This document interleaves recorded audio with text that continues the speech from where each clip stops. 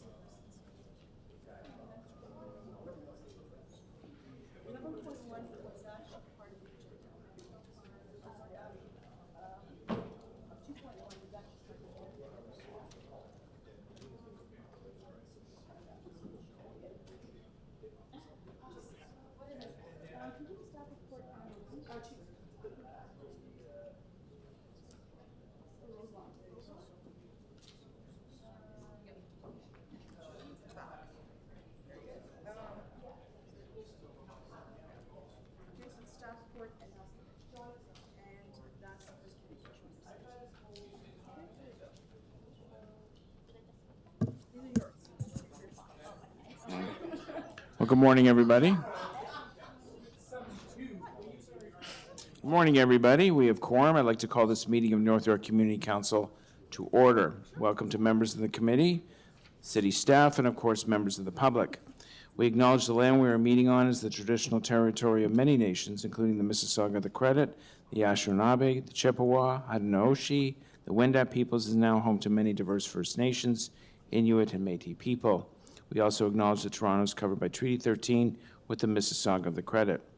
As always, you can follow our meeting on a tablet, smartphone, or computer at toronto.ca/council. And just a reminder, the sessions are videotaped. Are there any declarations of interest under the Municipal Conflict of Interest Act? There are none. May I please have a motion to adopt the minutes of the previous meeting? Councillor Carroll, all those in favor? Opposed? That is carried. So let's run through the untimed items, beginning with, I believe, item number 7.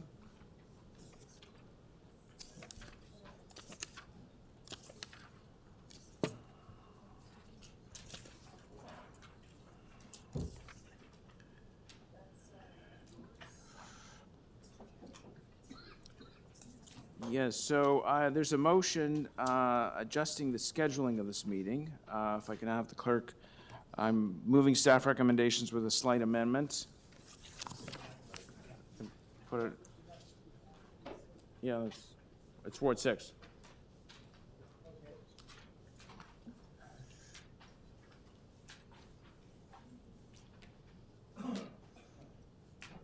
Okay, we're fully booked for the first quarter of 2020, so we're going to move this off a little bit. All those, it's just a timing issue. All those in favor of the motion? Opposed? As carried. And the item is amended. All those in favor? Opposed? That is carried. Item number 8 is Councillor Fillion, who's not here at the moment. Councillor Carroll, do you want to move it or hold it down? Yeah, that's not one that he asked to be held, so I can move it on his behalf. It's just a community consultation, so why don't we move it? Okay. Moved on behalf of Councillor Carroll. All those in favor? Opposed? That is carried. Number 9, also preliminary report, zoning amendment application 298 Newton Drive. Yep, I'll move the Also, scheduling a recommendation. community consultation. Councillor Carroll is moving that. Staff recommendations. All those in favor? Opposed? That is carried.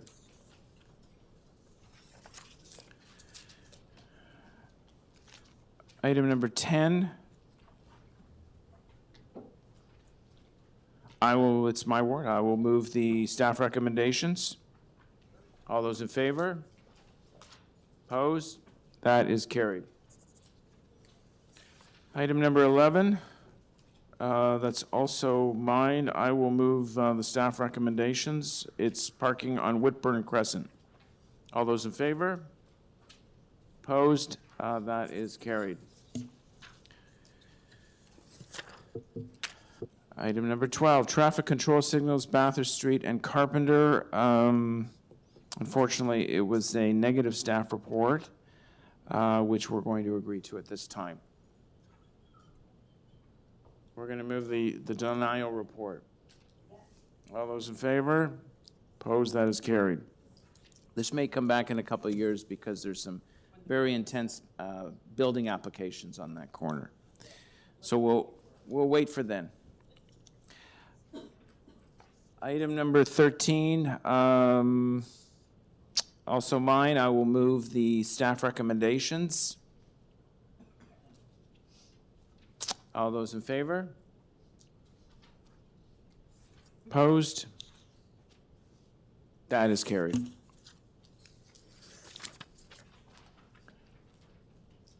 Item number 14, Councillor Cole, Always Stop Control, Blossom Field Drive and Flemington Road. I'll move staff recommendations. Positive staff report. Recommendations moved by Councillor Cole. Oh, someone's disappeared here. Oh, there she is. Okay. We need 4. We do need 4 sitting. Oh my gosh, she got a coffee. Well, that coffee looks good. Okay, we've got 4. Yeah, I know, you should have bought for the house with only 4 here. Always stop control, moved by Councillor Cole. It's a positive staff report. All those in favor? That was 14. 14. Number 15, parking amendments, Glenmount Avenue. Councillor Cole. Yeah, I'll move the staff recommendations for parking restrictions on Glenmount Avenue, south of Lawrence. Okay, staff recommendations moved. Glenmount Avenue, all in favor? Opposed? That is carried. Number 16, Councillor Cole, construction staging area, time extension, Hellendale Avenue. Yes, I will move that. I was just wondering, though, I had a small thing I wanted to talk about. The residents are complaining about the lights being on all night. At your house? No, at the Stanley Knowles Co-op. So I just hope staff would contact the contractor and say, turn the lights out. Anyways, I'll Yes, move we recommendation. all need a good night's sleep. Do you want to take it just as a staff undertaking? Yes. Okay, you'll work with staff Yeah. and the construction crew. Okay, great. So, number 16, the staff recommendations are being moved by Councillor Cole. Hellendale Avenue, all those in favor? Opposed? That is carried. Item 17, also Councillor Cole, proposed traffic control signals, Marley and Viewmount. Yes, I'll move staff recommendation, which reports that the signalized intersection meets the warrants at Marley and Viewmount to replace the crosswalk with signalized with lights at Marley and Viewmount. I'll move staff recommendation. All right, well, congratulations on your new signalized intersection. Moved by Councillor Cole, all those in favor? Opposed? That is carried. You're doing better than me today, Councillor Cole. Number 18, also Councillor Cole, parking amendments, Risa Boulevard. Yes, for the parking amendments, turning the north side of the street there in front of the McDonald's to a no standing area. I'll move staff recommendations. Okay, staff recommendations moved. All those in favor? Opposed? That is carried. 19.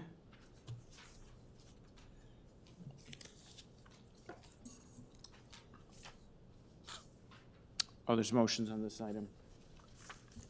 So we've been asked to move some motions on behalf of Councillor Robinson. I'll move, Well, no, that's not mine.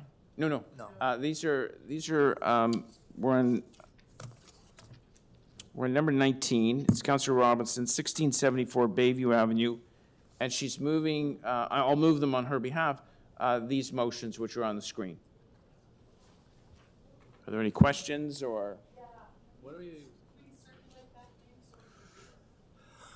Yeah, that's probably right. Okay, you want to hold it down? Okay, we'll hold down item 19.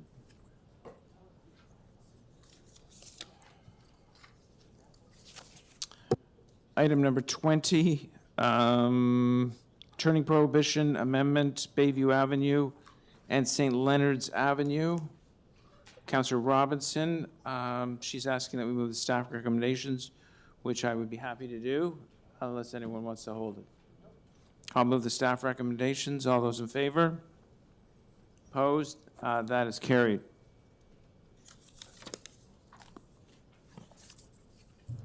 Item 21, always stop control, Mount Pleasant Road and Gulfdale Road. Councillor Robinson, positive staff report for authorizing always stop. I'd be happy to move the staff recommendations. All those in favor? Opposed? That is carried. Item number 22, traffic control signals, Shepherd Avenue West. It is Councillor Fillion. Yes, that one he would like to hold. He has a minor amendment. He'll be here soon. Okay, we'll hold item number 22. Item number 23, North York Collector road speed limit reductions as part of Vision Zero speed management strategy. So these are a lot of roads in numerous wards. Happy to see it here. Yeah, all those in favor? Opposed? I'll move it, yep. Yep.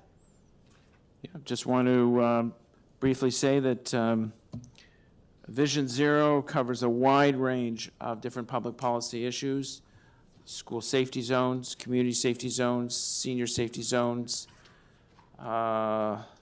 raising of fines, watch your speed technology, photo radar coming in, and of course, the lowering of speed limits, which is another example of the hundreds of streets that we're making safer across the city. So it's good to see that it's here, and thank you very much, councillors, for supporting it. Item number 24, proposed private street at 30 Tippett. This is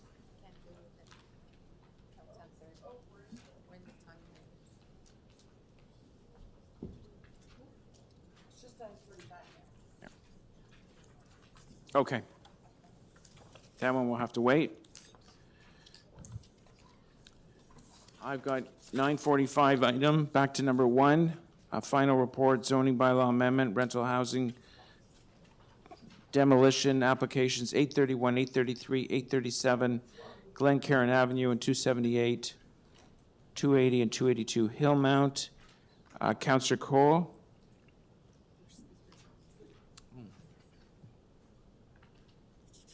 I think we have deputations, don't we?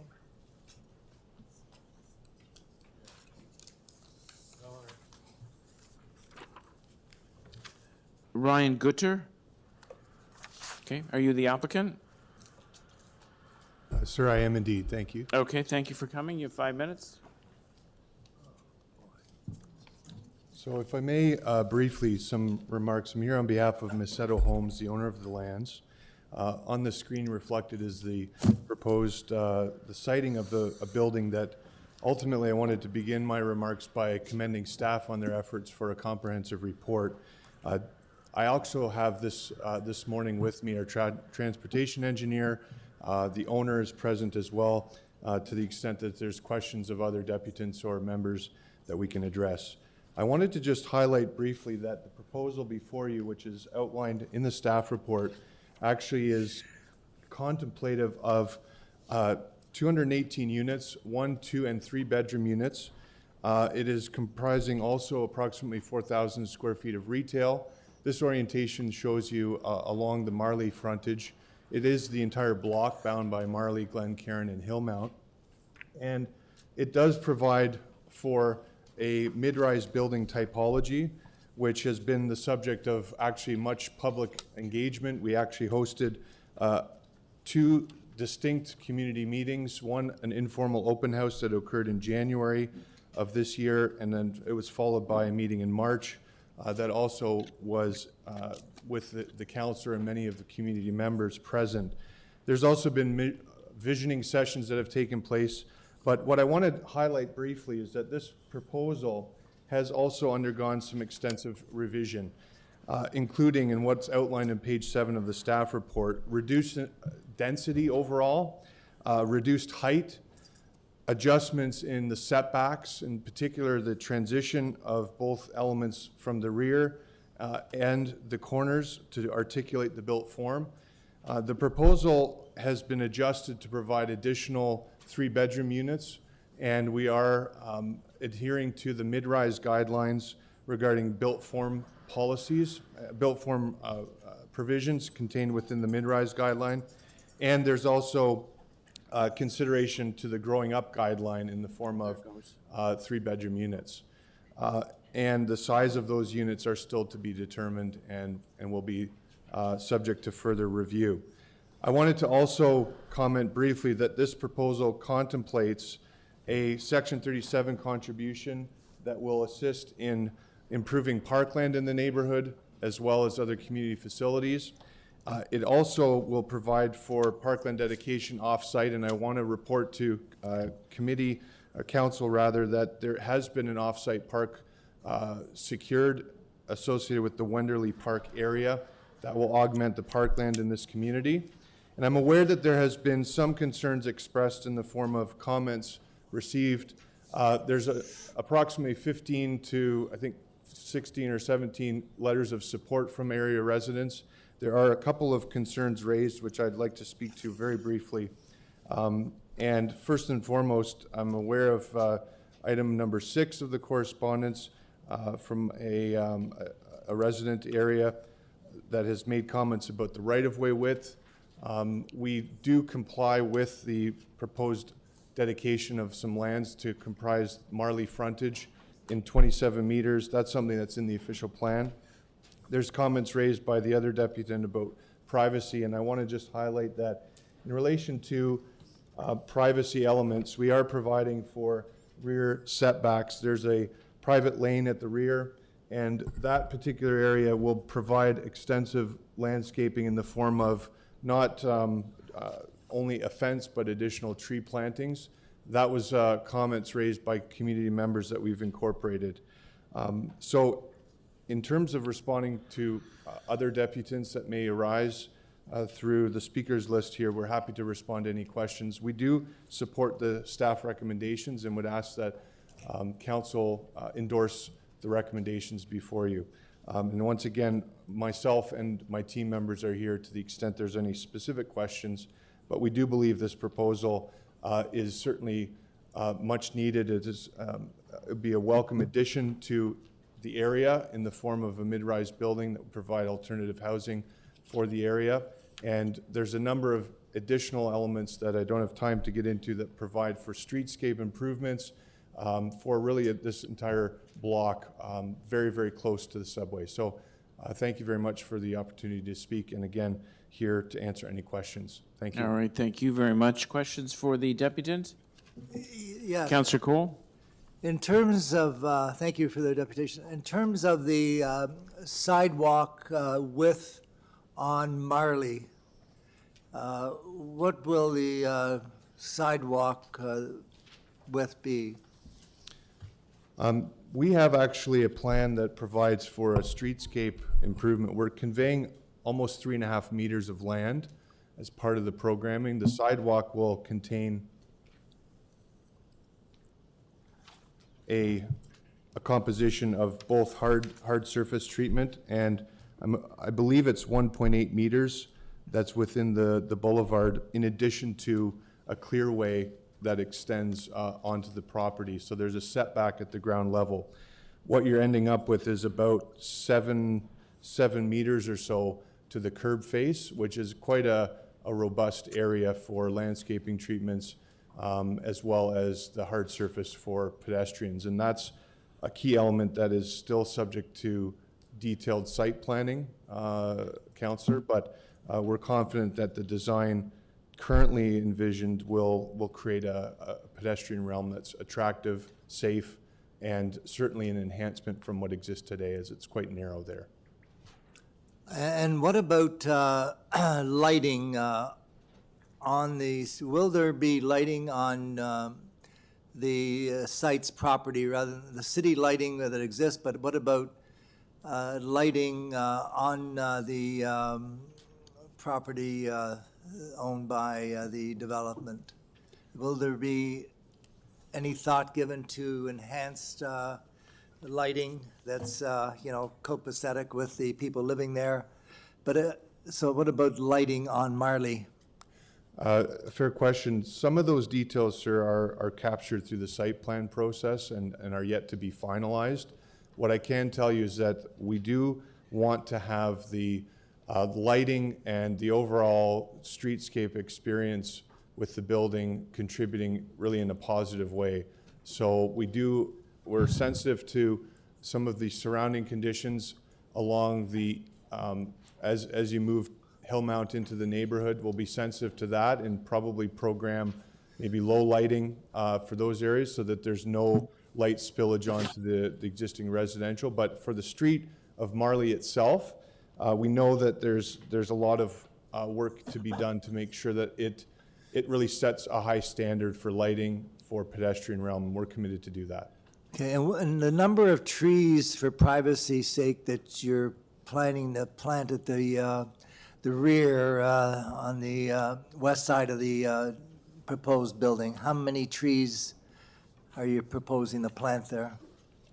What I might do with your indulgence is just with reference to this, the specific tree count, I'm going to ask my colleague to see if he can find the number specifically. But what I would note is that as it pertains to this area here, the composition of what this looks like has gone through some revision. So we're envisioning right now essentially a single row of dense coniferous trees. And in fact, there is a rendered image of that in the, if you bear with me one moment, I'll sort of call that up to show you the expression of it, because the intent is to ensure that it does provide an effective transition. So, And then the two access points to the building, because for the underground parking, right? So they can access from Hillmount and from Glen Karen? that is correct. So this is the laneway, it's private laneway, and it's intended to function with access from both Hillmount and Glen Karen. And With two-way traffic, that's correct. north and south, there's two-way traffic both ways? That is correct. And what about service vehicles, like garbage pickup and? Yeah, so what we've been able to do with this, and this plan actually shows the rear configuration. The access to the underground garage is here, and access to, there's an internal loading and garbage pickup area that's accessed also from this laneway. So And is that at grade? it is at grade, that's correct. So it would be contained within a roll-up door. Typical city standards have been achieved with that, as well as the geometry of the maneuverability has been tested to ensure that there is no conflicts there with respect to garbage vehicles. And I know there's been concern of. So you're over 5 minutes, Councillor that's Cole. fine, thank you. If you want to take the rest of the questions No, I can offline, ask that'd that. be great. You're good? You're going to ask staff questions? Yeah? Okay, we'll get to that in a minute. Any other questions for the deputant? No? Thank you very much. With your indulgence, sir, I have the number of trees, 65. Thank you. Maria Palaciro. I hope I've got that right.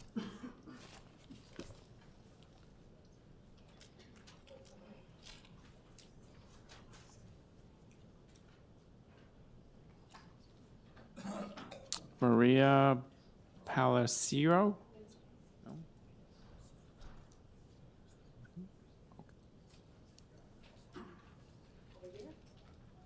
Either is fine. Thank you very much for coming. You have 5 minutes.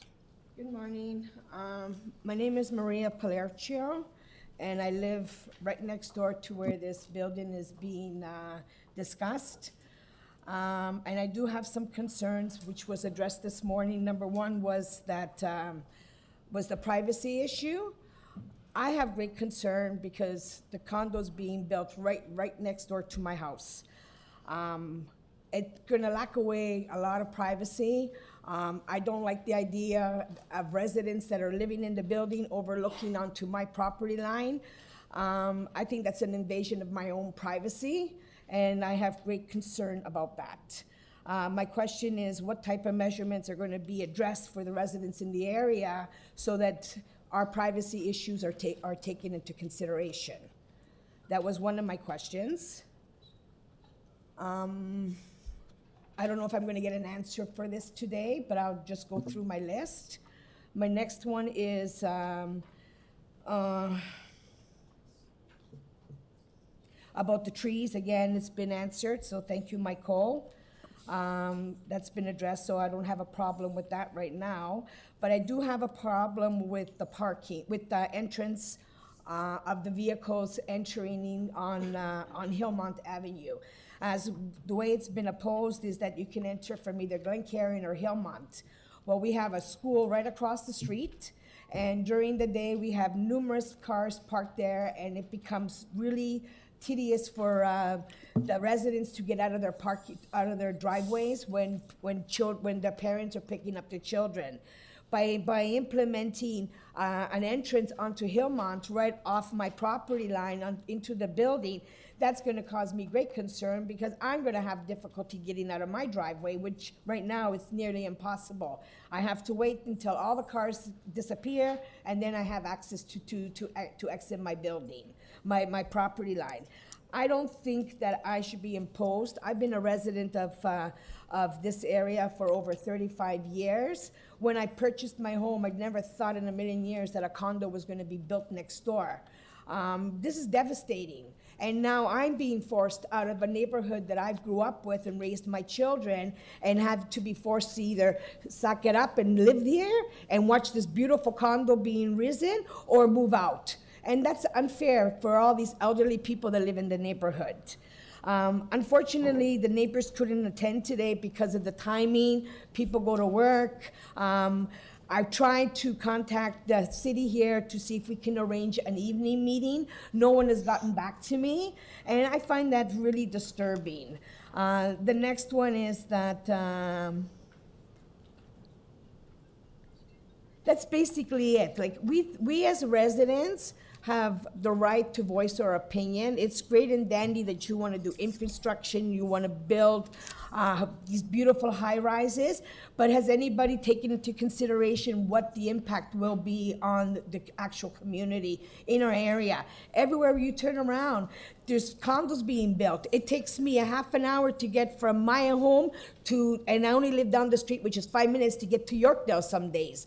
The impact is ridiculous. And now you're going to add another 220 units. I would think really strong and hard about that. Why do you want to destroy a beautiful neighborhood with this terrible high-rise that's going to be placed up there, which is going to stand so out of place in a neighborhood that's been there for years and years and years. We've got $2 million homes in that area. I don't want to wake up in the morning and face my neighbors who are outside having coffee or throwing their cigarette butts down onto the floor because, you know, they're just doing whatever they're doing during the day. That's a really big invasion of privacy in that neighborhood. So I'm here today to defend my neighborhood. I strongly recommend there be more meetings and to try to come to some kind of an agreement with this project, because we have a lot of upset neighbors. Unfortunately, they couldn't be here to voice their opinion. But in my opinion, this should be done in the evening where it can be convenient for everyone to attend the meeting. That's all I have to say. Great, thank you very much Okay. for your comments. Any questions for the deputant? No? Okay, thank you very much. Okay, thank you. Joe Nebrega? Great, thank you very much for coming. Mr. Nebrega, you have 5 minutes. Good morning, councilors. My name is Joe Nebrega, and I'm with the Wenderley Park Community Association, Inc. We want to start off by saying that we are in support of development. We recently supported a 9-story condo development 6 blocks away from this site at Bathurst and Glen Karen. And I've gone to the planning department and I've said, please come to us with a proposal for Marley Avenue that's equivalent to Bathurst and Glen Karen, and we will support it. Now, there's been a lot of talk about what is Marley Avenue? And just this morning, you all voted on a motion to put a light in at Glen Karen and Marley. And I'm not going to tell you what the definition of Marley Avenue is, but in this document, it clearly says that Marley Avenue is a 12-meter minor arterial road, street, with a 40-kilometer speed limit. So the question the council has to ask itself, how do we go from a 12-meter road to a 27-meter right-of-way and justify a 10-story building on a 2-lane road on Marley Avenue? That's the question here today. So I wanted further clarification on what Marley Avenue is, and I got an email back from Stephanie Tuzo, Assistant Planning, and she tells me that Marley Avenue is also a 2-lane arterial road. It's not a major street. And in the final report, you can read it at least on one page. Planning Department wants to refer to Marley Avenue as a major road, and it clearly is not. So, Councillor Cole, you've walked up and down Marley 100 times, 1,000 times. You know Marley Avenue is not a Bathurst, it's not a Dufferin, it's not a Lawrence, it's not even an Eglinton Avenue. So for us to consider supporting a proposal for development on Marley Avenue that we would consider for Dufferin or Lawrence or Eglinton is preposterous. It's not the same road. So let's take a look at how we get to a 27-meter right-of-way. I also have another document here from official plan, City of Toronto, Schedule 1. It lists all the roads in alphabetical order that have a planned right-of-way expansion. Marley Avenue is not on this list. So I don't know where people are getting the idea that Marley Avenue is going to be a 4-lane road someday. It's just not. It's not on the plan. It's not designated that way. Now, to make things even more complicated, this whole proposal, the justification is that Marley Avenue someday will be a 4-lane road. And quite frankly, if it was a 4-lane road, or going to be a 4-lane road, and this proposal came to us, Councillor Cole, we would go to you and say to you, make this more friendly, family condo, make it maybe 8 or 9 stories, and we would support it. But the building department has had several applications in the last few years where they could have taken steps to initiate the widening of Marley Avenue. They chose not to. So these are just a few examples. In the last few years, there's been 4 proposals that I've documented, and there's more, where they could have taken the opportunity to say to these builders, give us the 27-meter right away. Give us the 3.5 meters that we're asking this developer to do. But they chose not to. So what you have on Marley Avenue in recent developments are buildings such as this one, 716 Marley Avenue, with the frontage virtually touching the sidewalk. Why was this not moved back 3.5 meters? If you're going to widen the road, you got to do it from the bottom to the top. You can't do it just on one city block. It's not reasonable.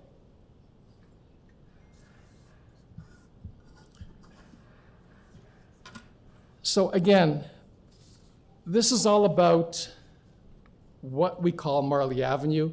What is Marley Avenue today? It's a 12-meter road. What's it going to be in a year, a 12-meter road? What's it going to be in 100 years? Unless you start expropriating properties up and down Marley, including my house, you're never going to get to a 27-meter right away. So let's call it what it is. It's a minor arterial road with 2 lanes, and the development should acknowledge that. We should have a condo built on this corner, but it's not a condo that's going to be 36 meters high. It's not right. It's not fair. And Councillor Cole, I'm asking you to pass a motion to defer this matter so that we can sit down with the planning department and the developer. You're a little over 5 minutes if you could wrap up. Thank you very much. Great, thank you very much. Any questions for the deputant? Yeah, thank you. Councillor Cole. Thank you, Joe, for the deputation.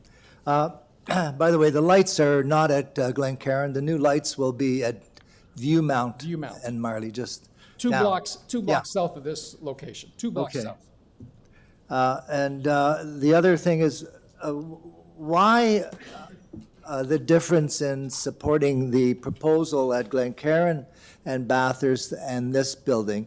Okay. What's the material difference between the two? So if you take a look at the proposal for Bathurst and Glen Karen, which is only 6 blocks away from this site, Bathurst is a 4-lane road. It has a 27-meter right-of-way, so it's already there. The other thing with Bathurst and Glen Karen is that all the units are family-friendly. We live in a family community. We have 17 units that are 3 bedrooms and 150 some odd units that are single bedroom. At Bathurst and Glen Karen, all the units are 2 and 3 bedrooms. So we know that the people that living there and the families that want to live in condos are going to move into that building. What you're going to get here at the corner with 150 single bedroom units, it's going to be Airbnbs, it's going to be very transient, It's not what the neighborhood is. It's not a family neighborhood. It's not going to support a family neighborhood, that development. So give us what you did 6 blocks away and tweak it to the height based on the width of the road, and we'll support it. Okay, and isn't the other difference between Marley and Glencairn and Bathurst and Glencairn is the fact is you are 200 meters away from a subway station that is the least used subway station in Toronto. Okay, first of all, we're 6 blocks away versus 2 blocks away. I probably live 3 or 4 blocks away. Doesn't mean that I'm going to build a 10-story home on my property. Glen Avenue is used more than the 407, than Vaughan, and at Vaughan they built a Taj Mahal. If you walk into the Glen Karen subway station, it's a tiny boutique subway station. It was designed years ago to support that community, and even access to it where you want to drop people off, it's tiny. So I think it's doing its job. The other thing we're doing with Florence Heights, just up the street, is we're putting 5,500 people into that location. We're going to build condos up and down Eglinton Avenue with the new subway. That subway line will be extensively used. What about the Glencairn station, though? Why is it so poorly used? It's not poorly used. It is. It's out of 70 stations in Toronto, it's number 65 in usage.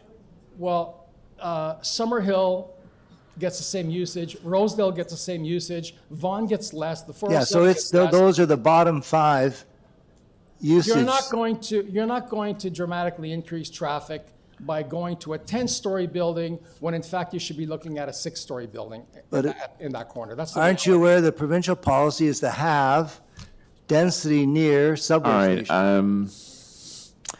I'm not sure this is really the time for debate. It's for questions for the deputant, usually to get clarity on some of their remarks. If the two of you want to take this offline, I think that would be beneficial. I've just been informed that Bessarion, who I thought was the slowest station, has just exceeded Glencairn. So, thank you, Councillor Carroll, for that. Anyway, thank you very much. Any other questions for the deputant? No? Okay. Elaine Morans?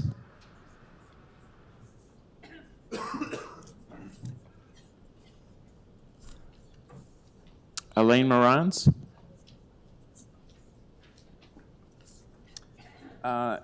Angelo Delfino?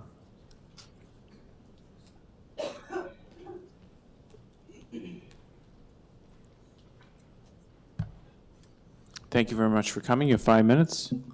My name is Angelo Delfino. I've lived on this neighborhood for the last 41 years and hopefully spend many more years in this neighborhood. Mr. Chairman, members of the Community Council, I had told myself that I would not make a presentation to you because after years of painful experiences in trying to keep the safe, healthy, vibrant neighborhoods, and those are the words found in many places in the official plan, I have come to the conclusion that you really can't fight City Hall. So we had a community meeting. It was well attended, and many expressed concerns with the proposal, especially with the massing, height, setbacks, and the overall intensification. The speaker for the proponents before me never mentioned massing, never mentioned height. The planning staff assured us that they were taking notes and that they would take into account the community concerns. Well, from the results, they must have taken selective notes of what is being recommended to the Community Council. Very few, if any, of the significant concerns are being reflected in the final proposal. The summary chart of revisions on page 8, if one looks at it carefully, speaks volume when compared to the list of community concerns in pages 10 and 11. One of my former colleagues in one of his decisions, wrote, "If it looks like a duck, swims like a duck, and quacks like a duck, then it is probably a duck." And this is what you have before you. Marley is being listed as a minor arterial road in most city charts, but some interests have already decided on the future of Marley Avenue and tagged it a major road or avenue. In my view, they have selectively gerrymandered the front and rear setbacks of proposals to meet the 45-degree angle guidelines and thus increase the building height.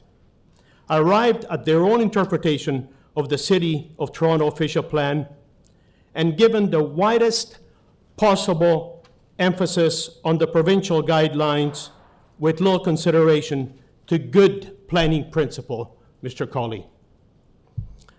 I would invite the members of the Community Council to drive on Marley Avenue at any time, but especially on rush hour, to get a true picture of the situation and not from a consultant report.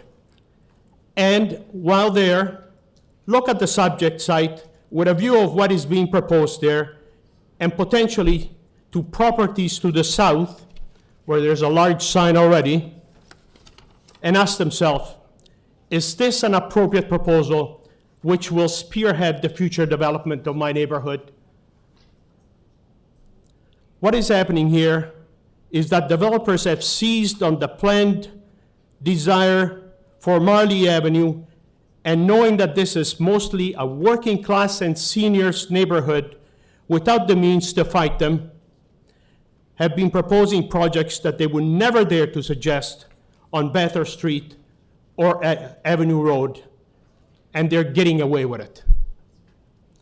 I do not oppose intensification, but welcome it, but in a way that it would enhance the neighborhood and bring people in the area that will reinforce and rejuvenate its fabric without resulting in just another 10 plus a hidden 11-story condo with 218 units, of which 156 one-bedroom and only 17 three-bedrooms. Cheek and jowl along the property lines. I would respectfully urge the Community Council not to deal with this proposal today, but to send it back to a community meeting. The majority of those present at the mandated meeting have not seen this final report. Subject to the outcome of that meeting, I would urge the city planners to review what is being proposed in light of the appropriate guidelines in the official plan. This project should be treated as an infilling project on a minor arterial road and not on a major street. You're just over 5 minutes, if you could wrap up, please. I'm closing up, and not proceed on a proposal basis, but on an overall vision of a people's-friendly Marley Avenue. One may recall the words of the late Jane Jacobs during the Allen Expressway era. Cities are for people.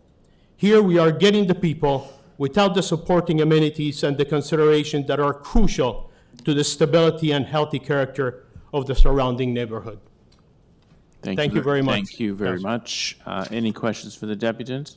Yes, thank you, Angelo, for your Paul? presentation. And I guess you were referring to your colleagues on the Ontario Municipal Board. I certainly am. How many years did you sit on the Ontario Municipal Board? Pardon? How many years were you there? 12 years. Yes. And so, And I can see a duck when I see it walking. okay, thank you. In terms of Marley, talk about the character of Marley. How do you describe Marley as just a minor road when just down the street on Marley you have a 24-story building at 135 Marley, you have an 18-story building at 145 Marley, you have a 23-story building at 155 Marley, you have a 16-story building at the corner of Roselawn and Marley. Those are buildings that were built under a different era. That was the era of the expressway. They are not recent buildings, and they are part of an area of similar type of buildings and not isolated as this building and few others will be within mainly a one single story or 2 stories neighborhood. This would be like a needle in the park concept once it's being built. And nice rendering. It doesn't show the last two stories. Okay, thank you. Thank you, Councillor Cole. Any other questions for the deputant? No? Okay, thank you very much. Thank you.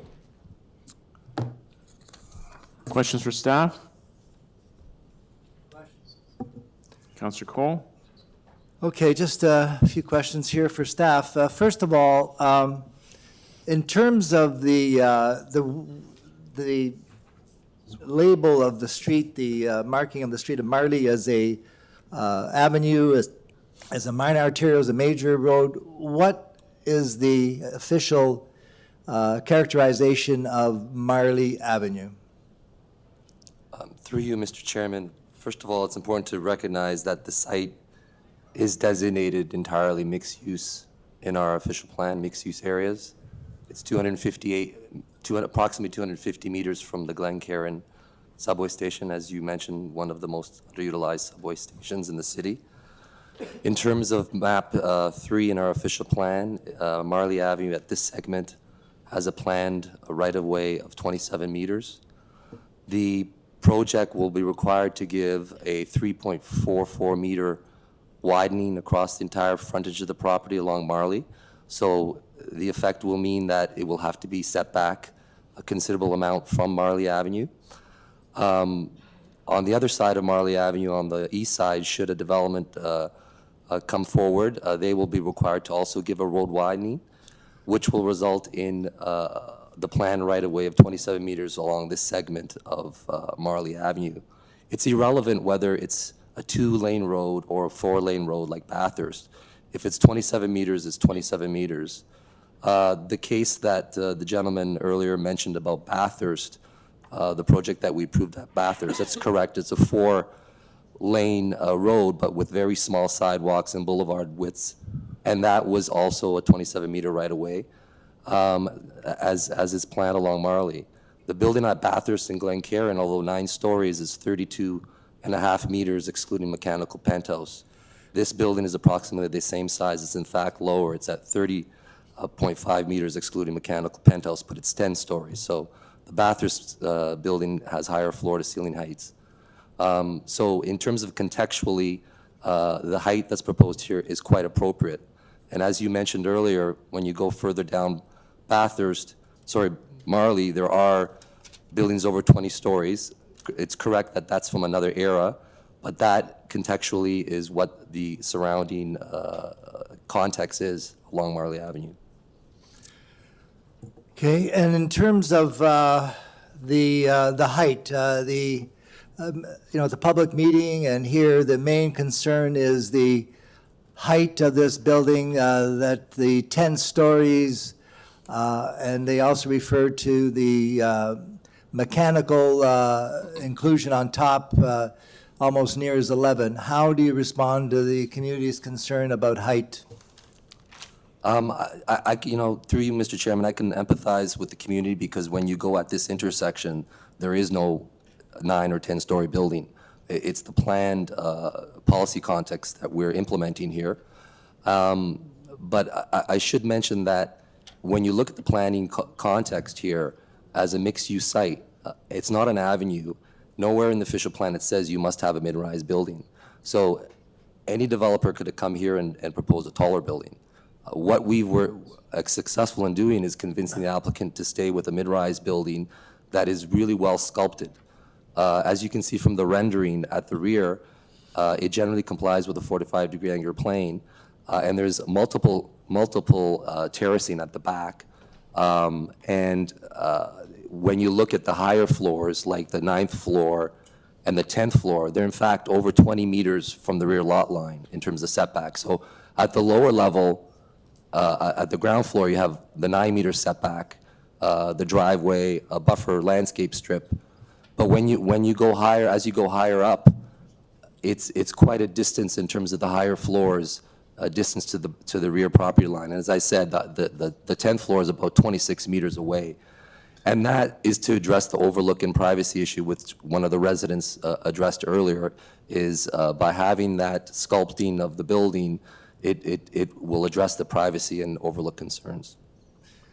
What about, again, the zoning right now? What's the official zoning of that section of Marley?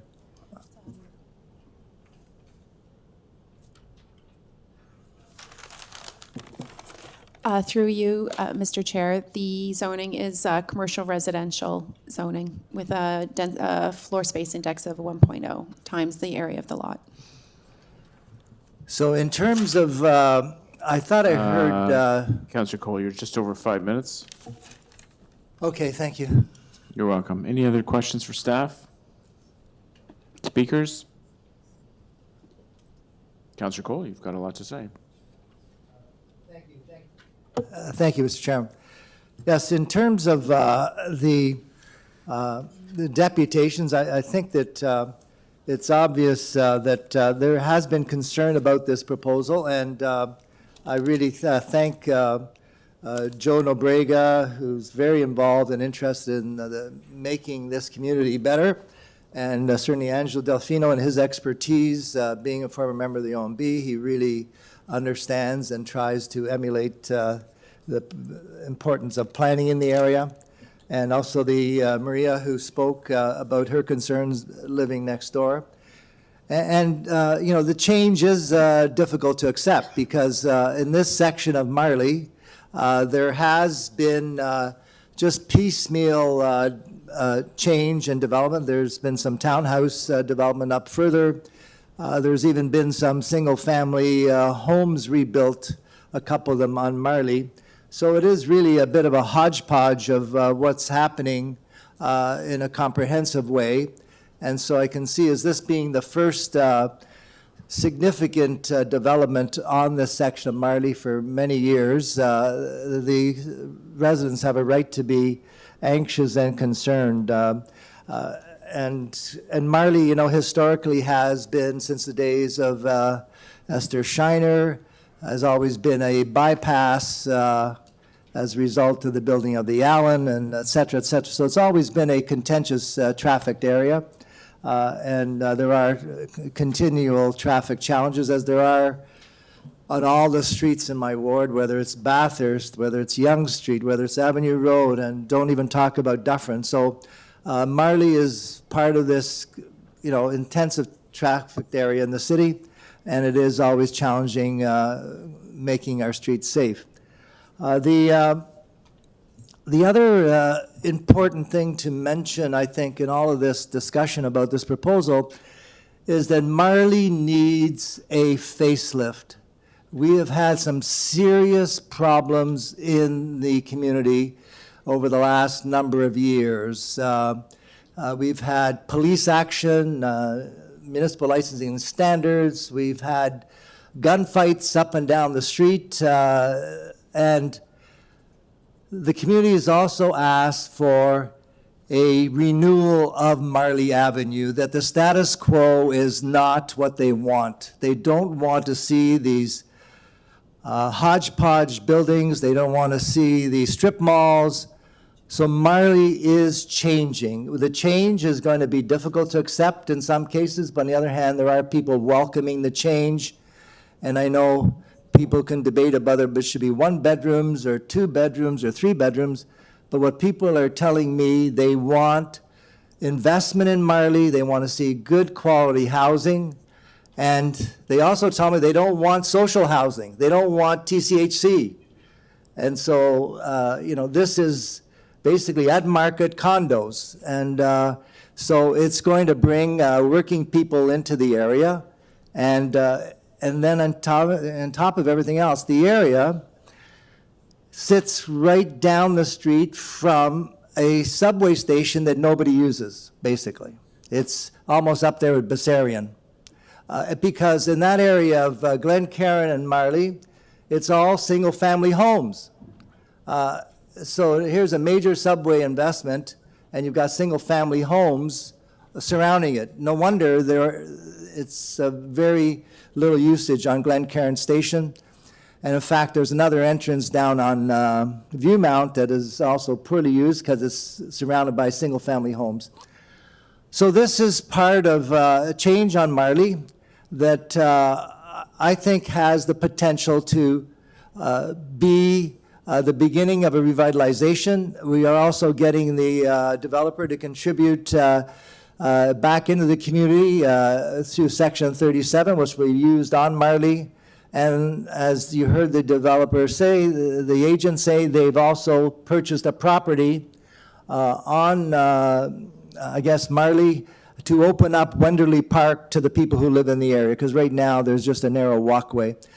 So there's potential to bring in better quality housing. It's getting rid of some of the hodgepodge construction and putting some widening of the sidewalk, widening of the road, because some of that land is going to be dedicated to the city. So as much as it is difficult, and I can appreciate that perhaps it would have been wonderful to have 6 stories, 5 stories, 4 stories, but I know staff is very clear in saying they support the 10 stories.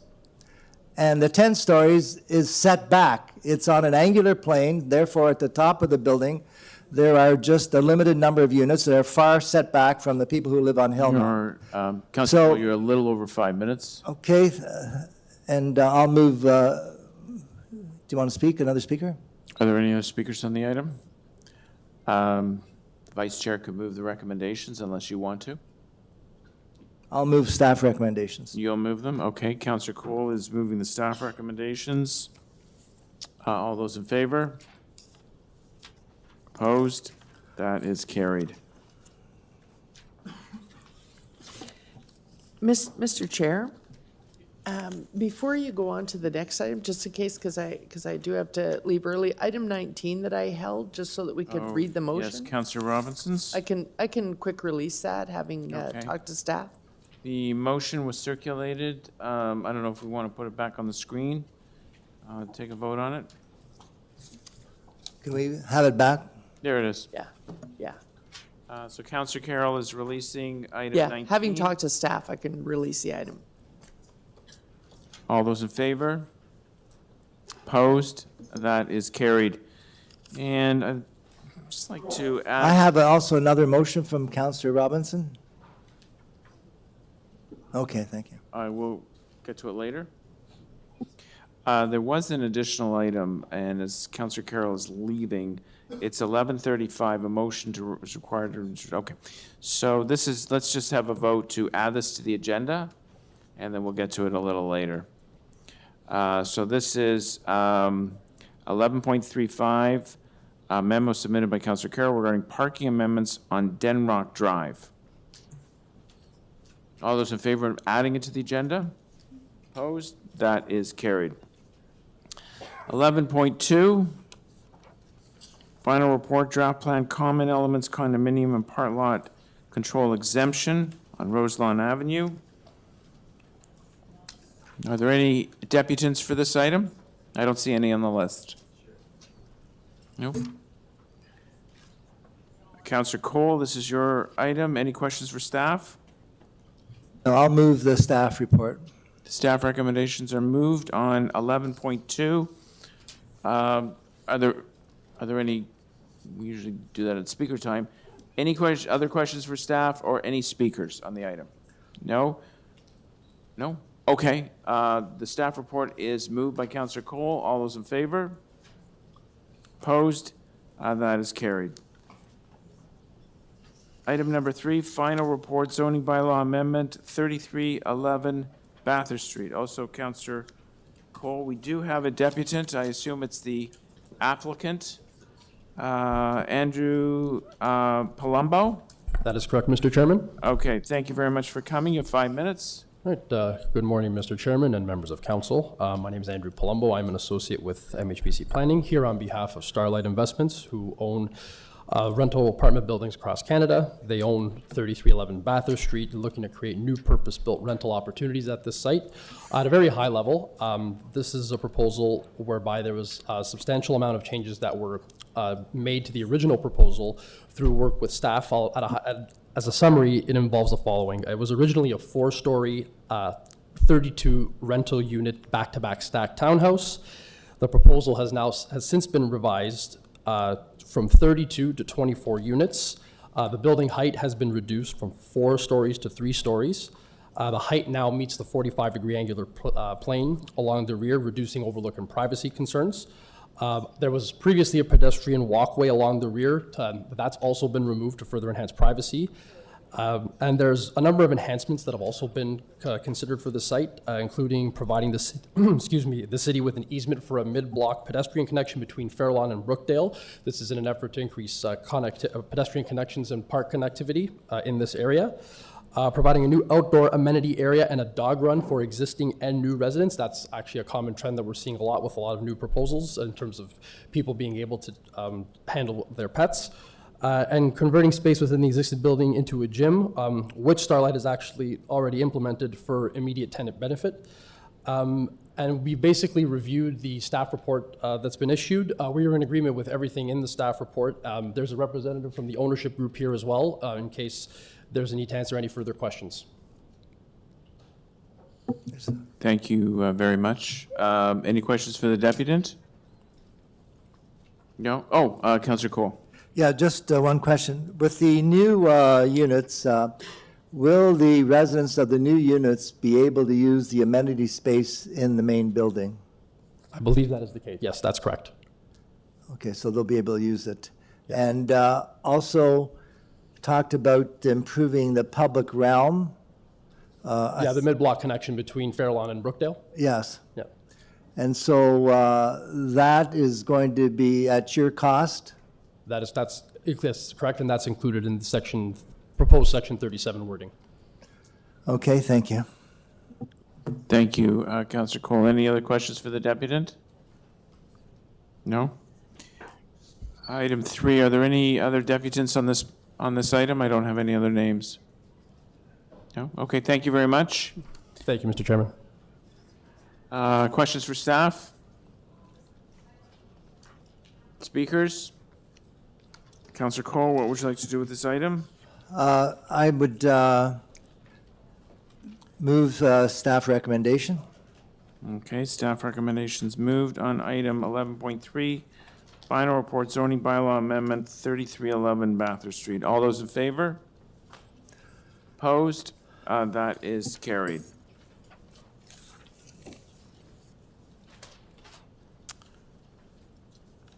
(11.4) Final report zoning bylaw amendment application 2535, 2537 Bayview Avenue. This is Councillor Robinson.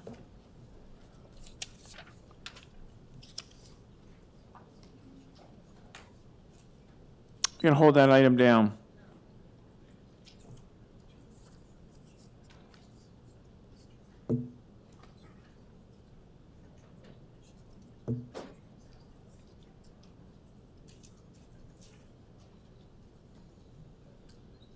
Councillor Cole, do you have a motion from Councillor Robinson's office on this item?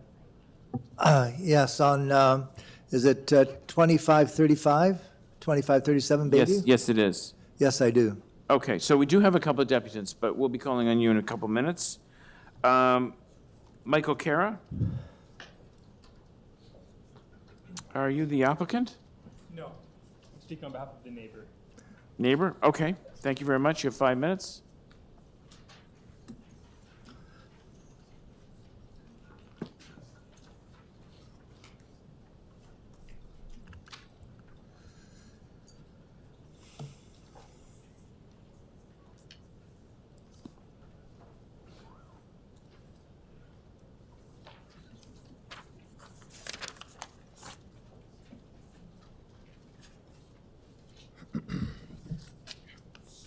Good morning, Michael Kara, that's C-A-R-A, first initial M, lawyers for Sayede Shobiri, Oliver Haslow, and Matt Haslow, being the registered owners of 2533 Bayview Avenue, which is located immediately south of the site that is subject of this rezoning application. For your reference, I've put up a color-coded version of the location map that identifies our client's property relative to the subject site. On behalf of our clients, we submitted a letter of opposition on Friday, November 29th, requesting that North York Community Council refuse this rezoning application. In the event that you have not received a copy of that correspondence, I have additional copies with me today and would be happy to circulate. As set out in our written correspondence, both the density and the location that are being contemplated for the proposed townhouse development are unprecedented along this stretch of Bayview Avenue. In terms of density, the proposed development contemplates a total of 9 dwelling units that would all take access directly off of Bayview Avenue via one single driveway. There are no other developments in this area approved or planned that are this dense or intrusive on the existing neighborhood. In terms of location, this development site is located mid-block, unlike all other townhouse developments in the vicinity of the subject site, each of which gain access from a side street as opposed to Bayview Avenue itself. As an example, the townhouses that are planned at 2 Wilkett Road, just north of the subject site, which I'm pointing to right now, are to be accessed via Wilkett Road rather than Bayview Avenue.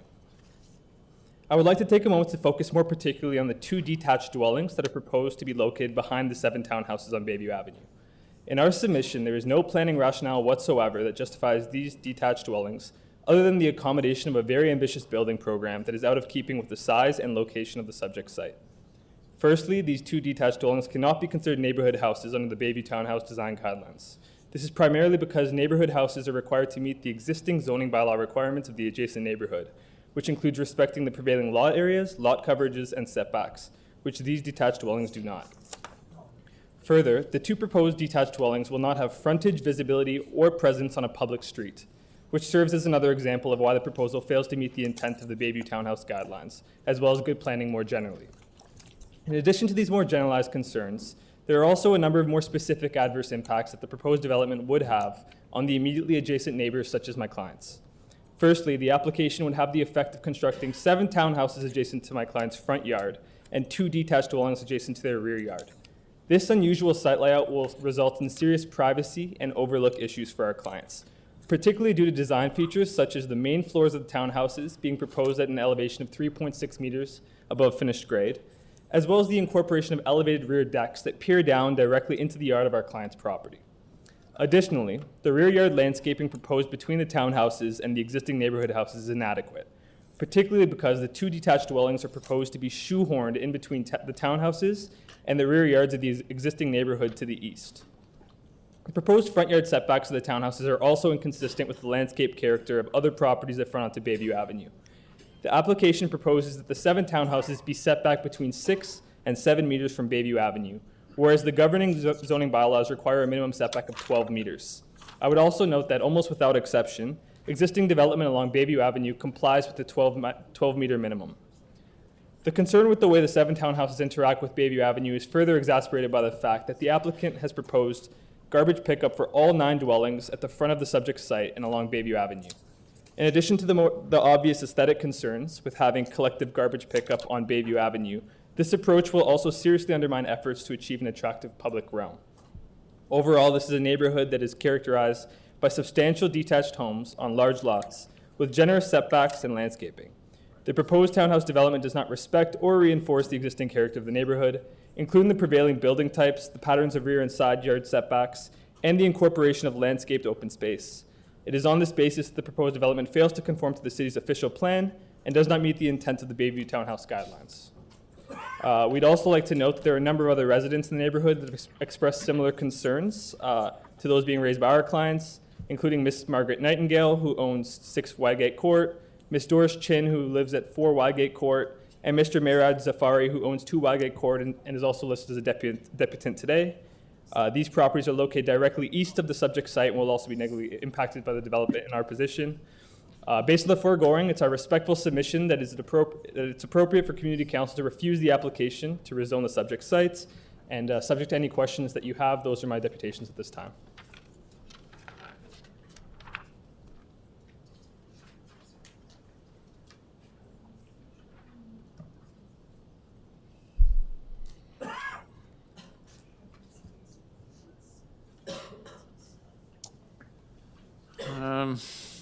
Okay, thank you. Questions for the deputants? No? Questions for staff? Oh, thank you very much. Sorry, there's one more deputant. Thank you. Yeah, so, Mirdad Zafari?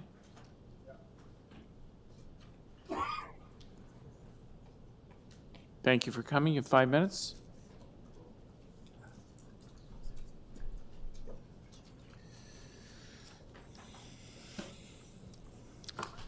Can I start? Hello, everyone. My name is Mirdad Zafari. 3 years ago, we moved to 2 Wygate Court, spending big money to come to better neighborhood. And as we noticed, there is lots of project, many application approved, and nothing done there. On 2 Wilkett Road, it's been since we moved to this area. Nothing happened, just lots of high grasses, dirty places, nobody lived there. The builder didn't do anything. Now exactly it's happening in my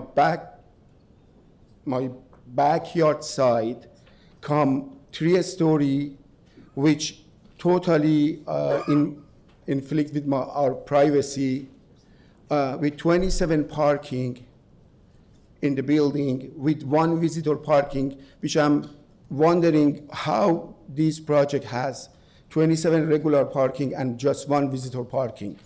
This property is not on the corner. When people visiting this new condominiums, where they want to park, they all comes to the Wilkett Road and Wygate Court. When we move to this area, we're expecting to be in the nice area, lower population, and as you definitely know, it's average lots width is 100 feet. Now you put 7 tall townhouses in backyard of my house, and it's ruining our privacy, increasing the traffic. They park on our streets, and in general is affecting the value of our investment. That's all my concerns.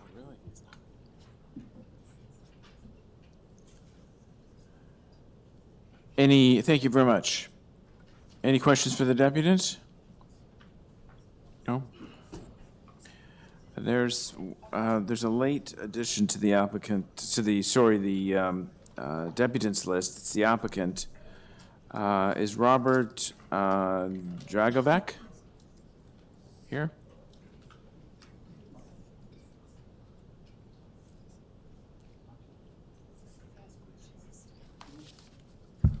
All right, thank you very much for coming. You have 5 minutes. Good morning, Mr. Chairman, members of the committee. My name is Robert Dragicevic. I'm with WND Associates, the planners for the owners, Wilkett Park Developments.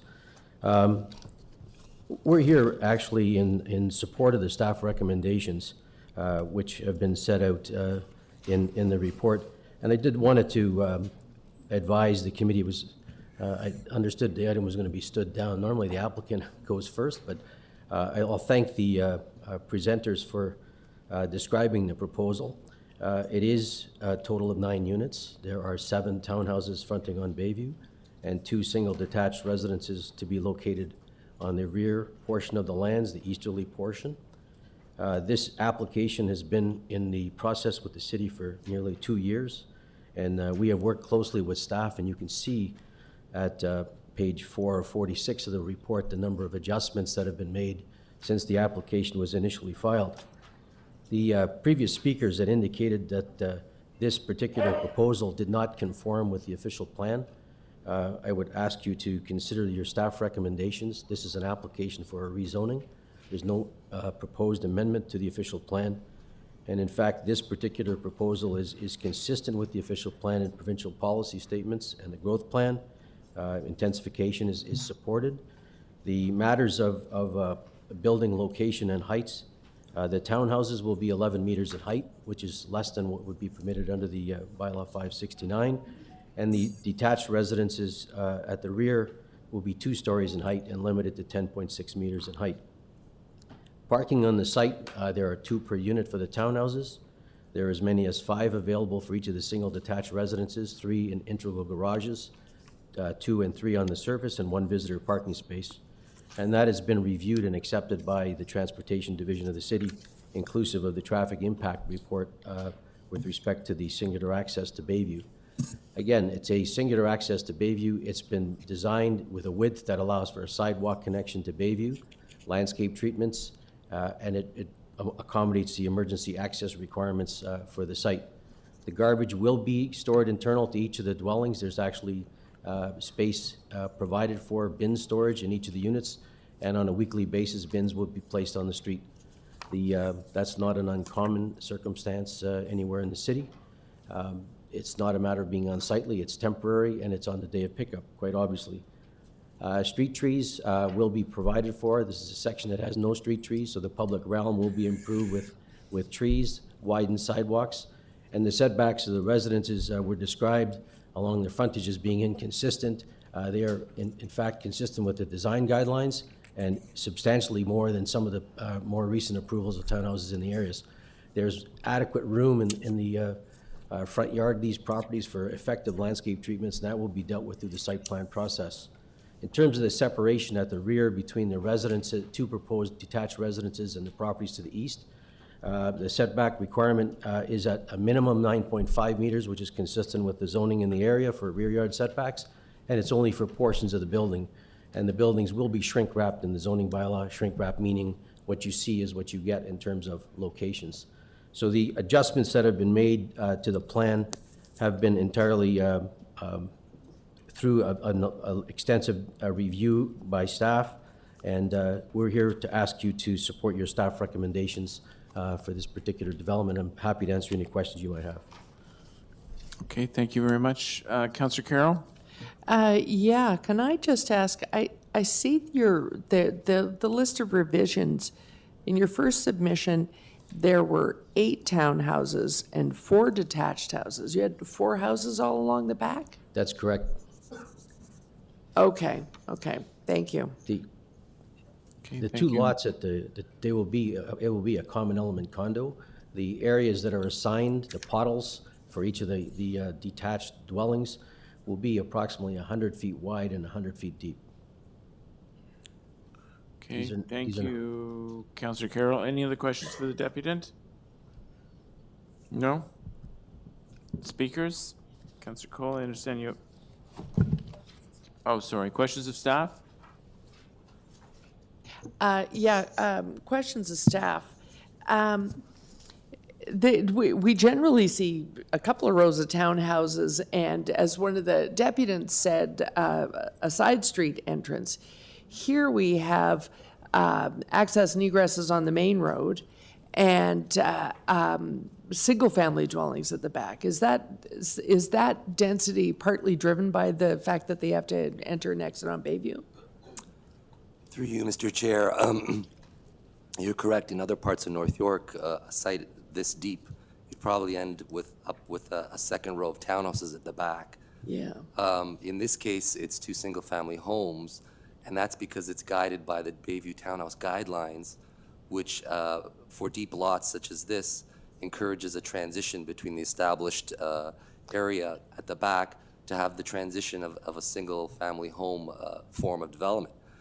And you heard earlier the applicant saying that this application had been in for a couple of years, and the reason for that was original application was proposing 4 single-family homes at the rear, and staff was firm to suggest that it should be 2 because we wanted the sizes of the homes as well as the lots that they're on to be more in keeping with the character of the area. As you know, this area has very large homes, right, very large lots. These 2 single-family homes at the back are 4,600 square feet each, the house size. Right. They're big homes. Which is bizarrely the norm in this neighborhood. The setbacks, the side yard setback to the north is 3 meters, which is generous. To the south, it's 6, which in many parts of North York would be considered a rear yard. So we feel that with the changes the applicant has done, by bringing it down to 2 larger lots, larger homes at the back, that serves as a adequate transition to the surrounding established neighborhood. The rear yard at the back of the 2 homes as well, I should mention, is 9.5 meters. So we feel Right. that this is an appropriate scale development for the area and is consistent with the Bayview Townhouse guidelines. So unfortunately, well, the deputy sort of views them as a threat to his privacy. In fact, they're a buffer for his privacy from the more The dense townhouses. form of townhouses. Yes, correct. And that was the whole intent of the Bayview Townhouse guidelines, was to create that transition. So this is a deliberation that has transpired over 2 years, and you're recommending approval now. If we start making changes to this, what's the developer's recourse? Well, it really depends. If you're making changes that the applicant doesn't support, I would presume that they may appeal it to the board, and then I will defer to legal on that, but there would be a chance that they would amend their application back to 4 units at the rear.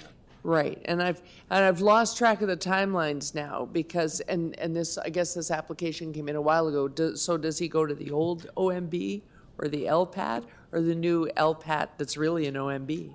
It'll be going to the LPAT. Okay, thank you. Thank you, Councillor Carroll. Any other questions for staff? Speakers? Well, he'll do it while he's speaking. Councillor Cole? Yes, I have a motion that I want to move on this item. Okay. It's on the board.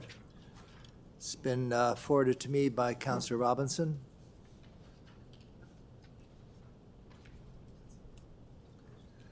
All right, it's on the screen. Any other speakers? I doubt it. Councillor Cole, are you going to speak to this item, or you're simply moving it? Well, I'm simply moving it and saying that Councillor Robinson's behalf, she has asked for staff to undertake a number of actions in consultation with the ward council and area residents, and I think it makes a lot of sense. Enhancements to the landscape and a buffer on the south and east side. Another area to deal with is the drainage and stormwater management on the site. Privacy screening, she asked for in her motion, landscaping enhancement, and appropriate construction mitigation measures to address safety concerns. So this is all in Councillor Robinson's motion. I'm moving on her behalf, and I support this motion. Okay, thank you, Councillor Cole. Councillor Carroll? Yeah, I'm going to speak to this. It's been our practice while the councillor is on sick leave to support her motions, but I'm really worried about this one. I worry about this motion. The reason I ask the questions of staff is what I fear is that this one, because it is so low density, if this applicant appeals, then in order to recoup, he appeals the original submission. And then we're back to 4 houses, which I don't think is the neighborhood's intention. That's not an unheard of scenario, particularly when it's a lower density, and we're sort of driving them to appeal. Where it's higher density, sometimes they're great and say, well, if I appeal, I'm going with the final submission. But this one, where they started out at 8 townhouses and 4 houses, and we take them down to 7 townhouses and 2 houses, and now we're removing those, and there are just 7 townhouses on what is a pretty large site. I really worry about the appeal. So unfortunately, I hate to do it, but I don't think I can approve this motion. For myself, I'm not going to be voting for this motion. Thank you, Councillor Carroll. These are always somewhat awkward situations in which an absent councillor has left some direction and paperwork with us. I can only assume that Councillor Robinson and her office have done the due diligence, that they've done their calculations, and that they've blessed us with this motion because it is the right thing to do for the community. So I will be supporting it. I assume the mover will be supporting it. Are there any other speakers on the item? No? Okay. Motion is on the screen. All those in favor? Opposed? That is carried.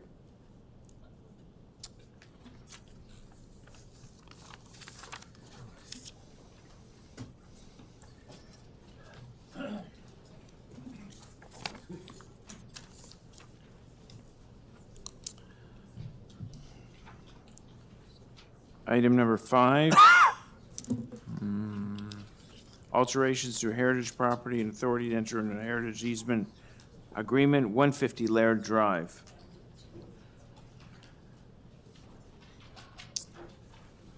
Are there any deputations for this item? I don't see any on the list. No? I'd be happy to move the staff recommendations, unless there are questions for staff. Any questions for staff? No? Okay. Be happy to move the staff recommendations. Item 5, alterations to heritage property authority enter an easement agreement, 150 Laird Drive. All those in favor? Opposed? That is carried. Item number 6, we have deputations. Inclusion on the City of Toronto's Heritage Register, Don Mills Crossing properties. It's my intention to move deferral on this item. It was just yesterday at the Heritage Committee, and the residents haven't had a chance to digest that, and it's at least 20 properties. And in fact, I just got a call this morning from a property owner, and so I talked to 2 of the deputants who I think would be satisfied with the deferral. I don't know about Mr. Cattell, but if he's still wants to speak to it, I'm okay with that. I'm just trying to move the meeting along. Yeah. Deferral's in order. Well, he has a right to speak, of course. Deputants do have the right to speak if they're here, but we're alerting the deputants that this item is going to be deferred to a motion defer to the next North York Community Council meeting. So I have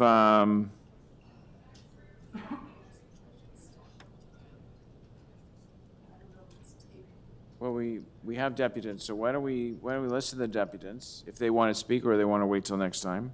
Jonathan Cheng.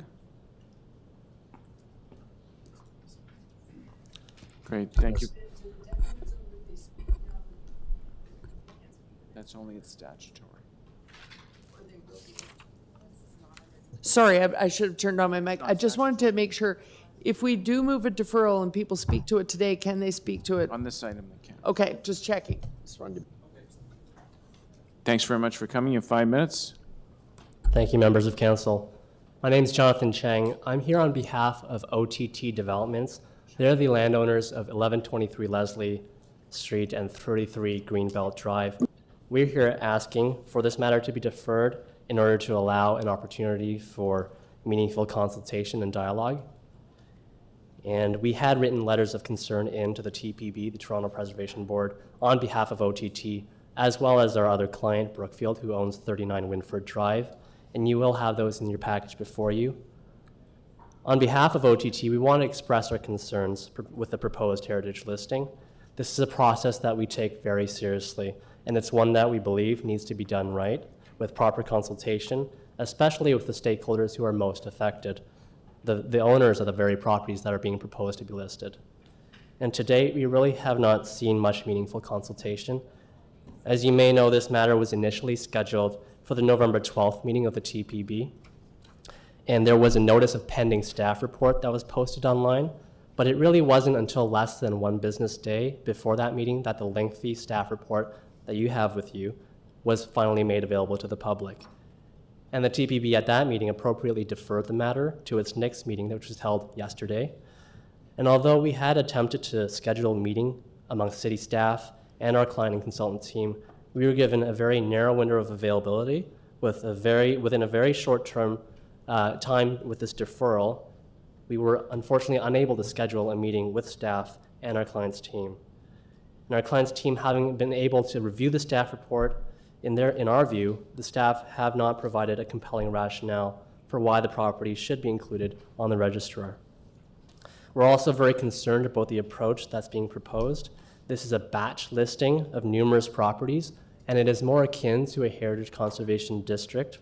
But with an HCD, a heritage conservation district, there are significant procedural checks and balances that are in place to ensure that true heritage value is protected for, while also considering other aspects of good planning, including accommodating growth and development and revitalization in the city. Instead, the process that's being proposed by staff achieves a similar intent as an HCD without the procedural safeguards in place, and we think this is something that's worth further conversation and discussion. We're also very concerned that this process is a bit of a misguided effort to do heritage planning in isolation. Our clients' properties are not included in the recently adopted Don Mills secondary plan. They're actually outside the scope of that secondary plan boundary, and yet they've been caught up in this batch listing process. And so it's concerning that the attributes that are identified as heritage attributes for our clients' properties, the large landscape settings, significant setbacks and open spaces, they're actually incongruent with the objectives of the secondary plan in the neighboring area and incompatible with the vision for mixed-use redevelopment. And that's redevelopment that should be supported and connected to higher order transit infrastructure, and I'm thinking of the Eglinton Crosstown. So good planning done comprehensively should consider all facets and not just heritage preservation in isolation. And again, this is something that warrants further dialogue and further discussion amongst various stakeholders and city staff. And so I echo the concerns voiced by the deputants at the TPB, as well as those who wrote in the letters of concern and those voiced by Councillor Min Wong. We urge the committee, the Community Council, to defer this matter to allow sufficient time for meaningful conversation, consultation, and dialogue. Thank you. Okay, thank you. Are there any questions of this deputant? How do I reset? There we are. Seeing none, thank you, Mr. Chang. Thank you. Is Michael Kara here? Yes, he is. You spoke earlier. You wanted to speak today, not at the deferral? Yes. Okay.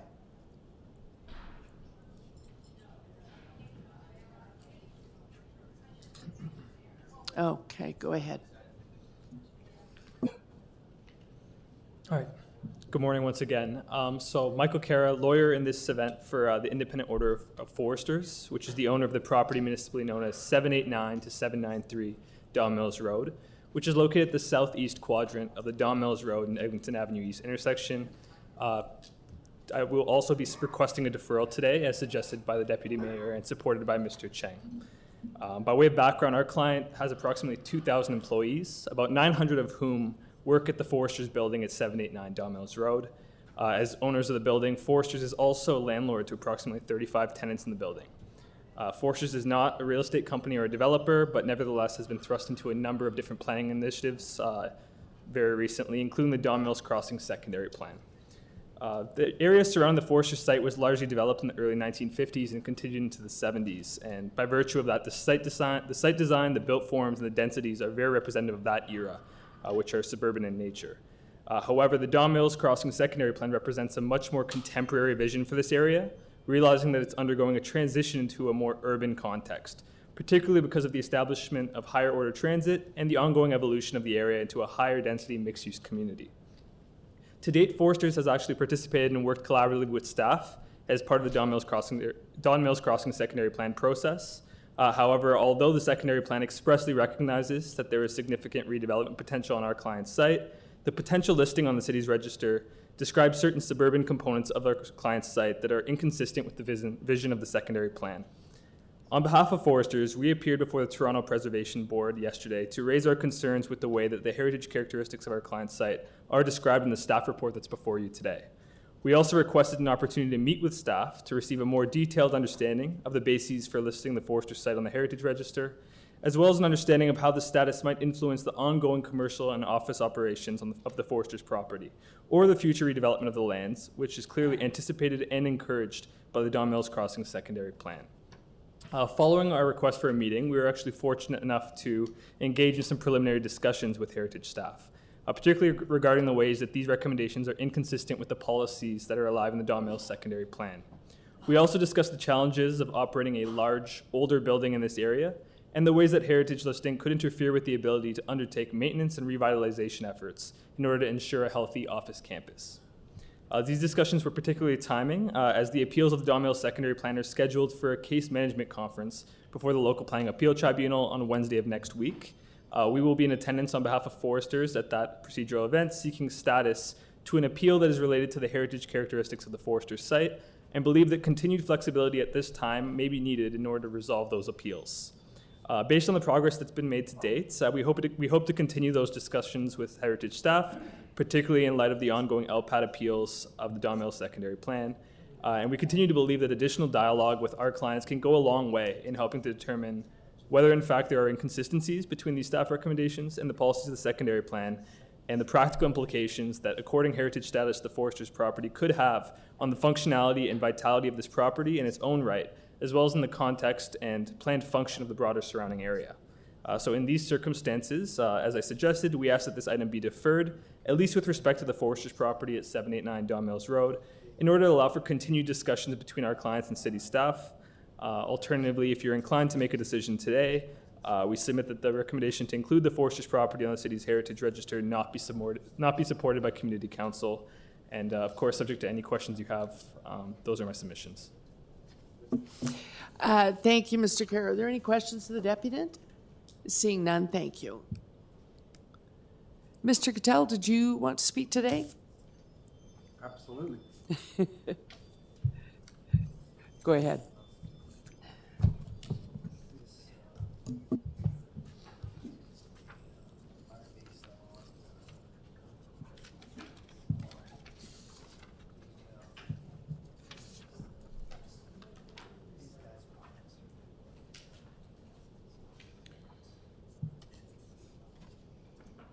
Good morning, Councillor Pasternak. My name is Jeff Cattell. I'm a past chair of the North York Community Preservation Panel and currently a member of the Toronto Preservation Board. And I was there yesterday when this item was passed by the board. Preservation of Toronto's heritage is, as you know, vitally important to Toronto's economy, culture, and spirit. Toronto's heritage needs to be understood across the whole city of Toronto.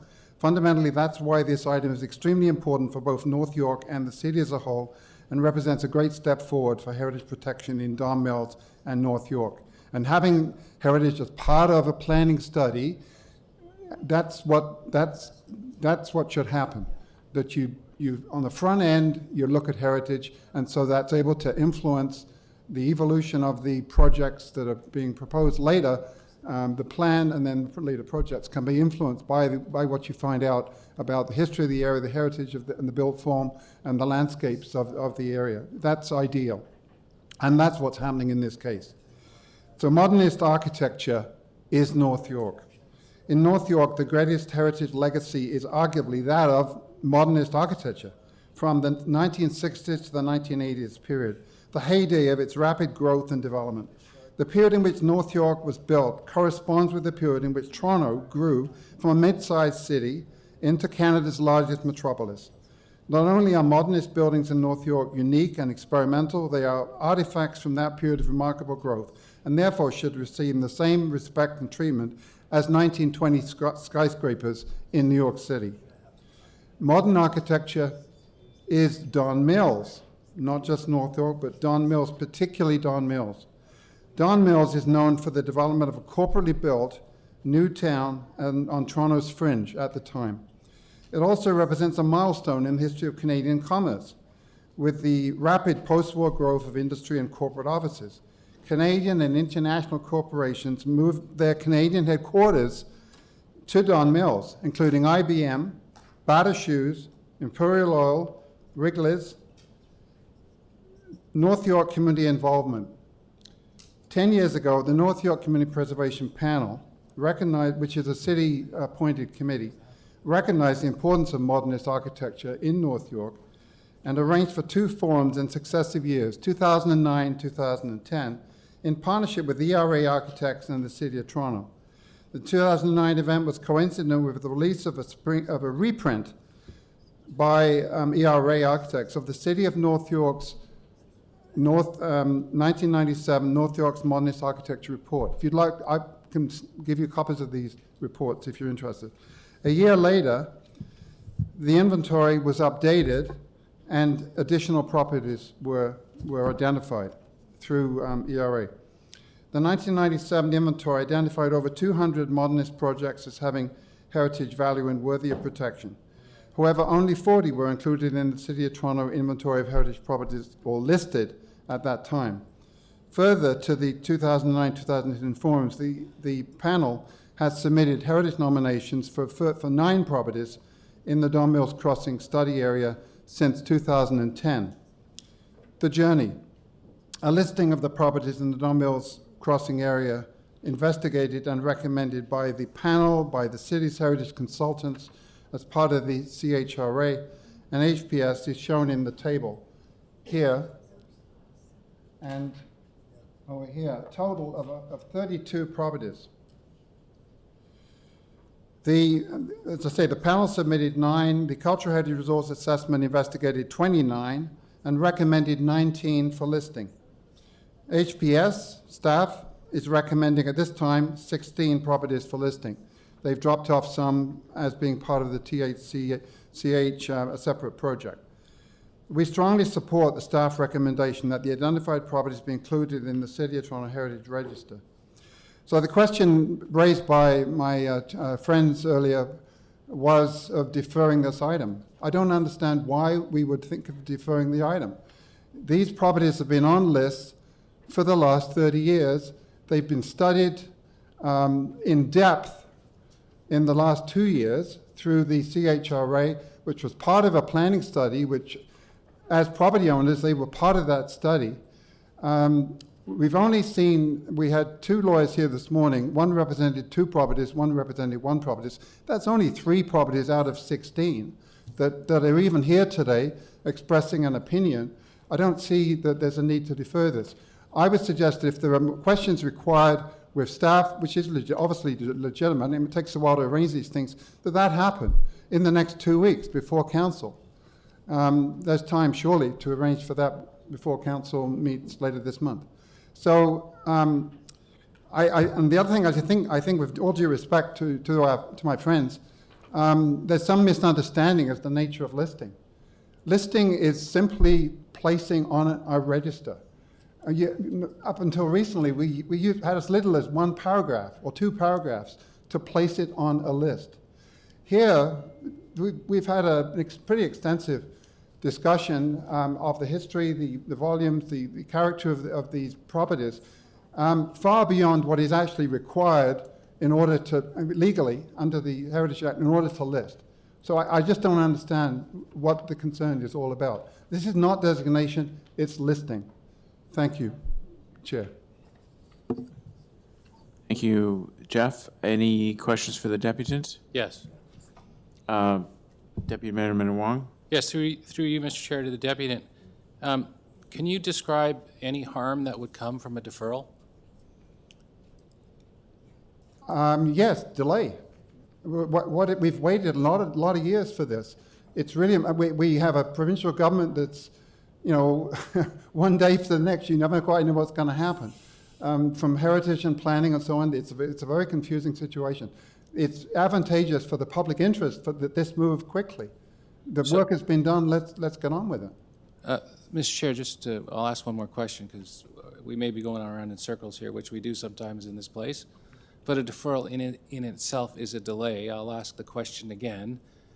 I would like to know any harm that would come from the delay as opposed to, and you just said it's a delay, which is kind of circular, with all due respect, Mr. Chair.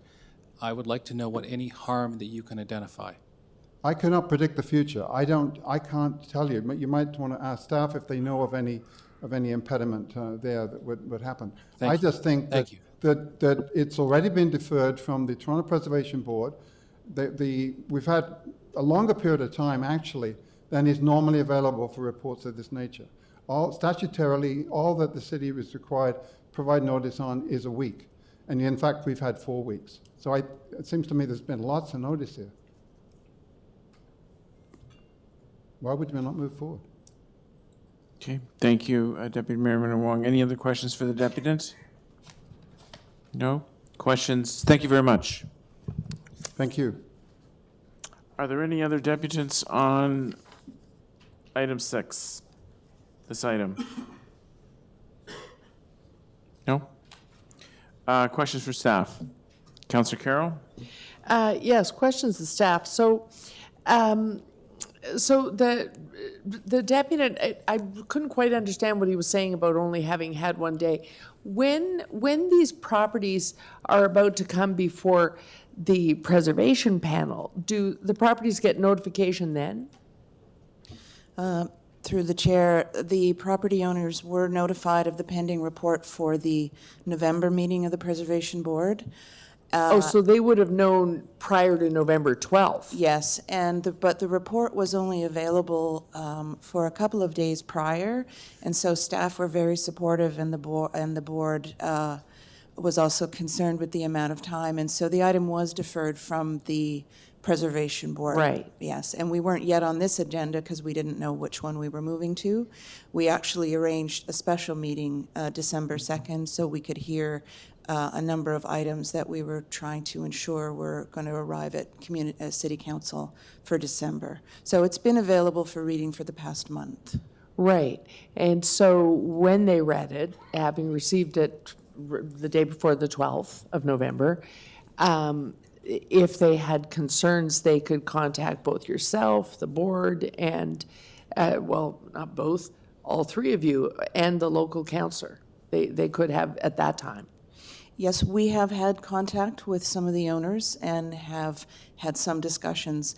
We do recognize that arranging schedules is sometimes complicated, so we haven't completed our conversations with everybody for sure as far as the questions that they have. There certainly is a time before City Council to do that. Should Community Council wish to not defer the item, we'd be very happy to arrange meetings with everybody. And so tell me, what would be the difference? I'm not saying that anyone present would, but this is a listing of a batch of buildings. It's one of the original, sort of business parks. And so any property could come forward any day and apply for an alteration to their building or demolition and replacing its building. So what happens if they apply today? And what happens if they apply tomorrow after it's listed? What's the difference between applying now while it's deferred and not listed and applying while it's listed? While it's not listed, a property could be subject to a demolition permit, and there's no replacement requirement for commercial buildings. So a demolition permit could be issued in the normal course of Toronto Buildings work, so between 10 and 20 days, depending on the circumstances. If a property is on the Heritage Register, what puts in place is an opportunity for City Council to consider whether or not it should be designated. So a notice of intention to demolish is given to the city, and the city has 60 days to respond to that, either with nothing or with a designation which would stop the demolition from happening. Okay. And if they were to apply while it's not listed, and then we come in afterwards and say, we got to list this property that's already applied to make changes, how is that viewed? Through the chair, do you mean for a building permit, a demolition permit, or a planning application?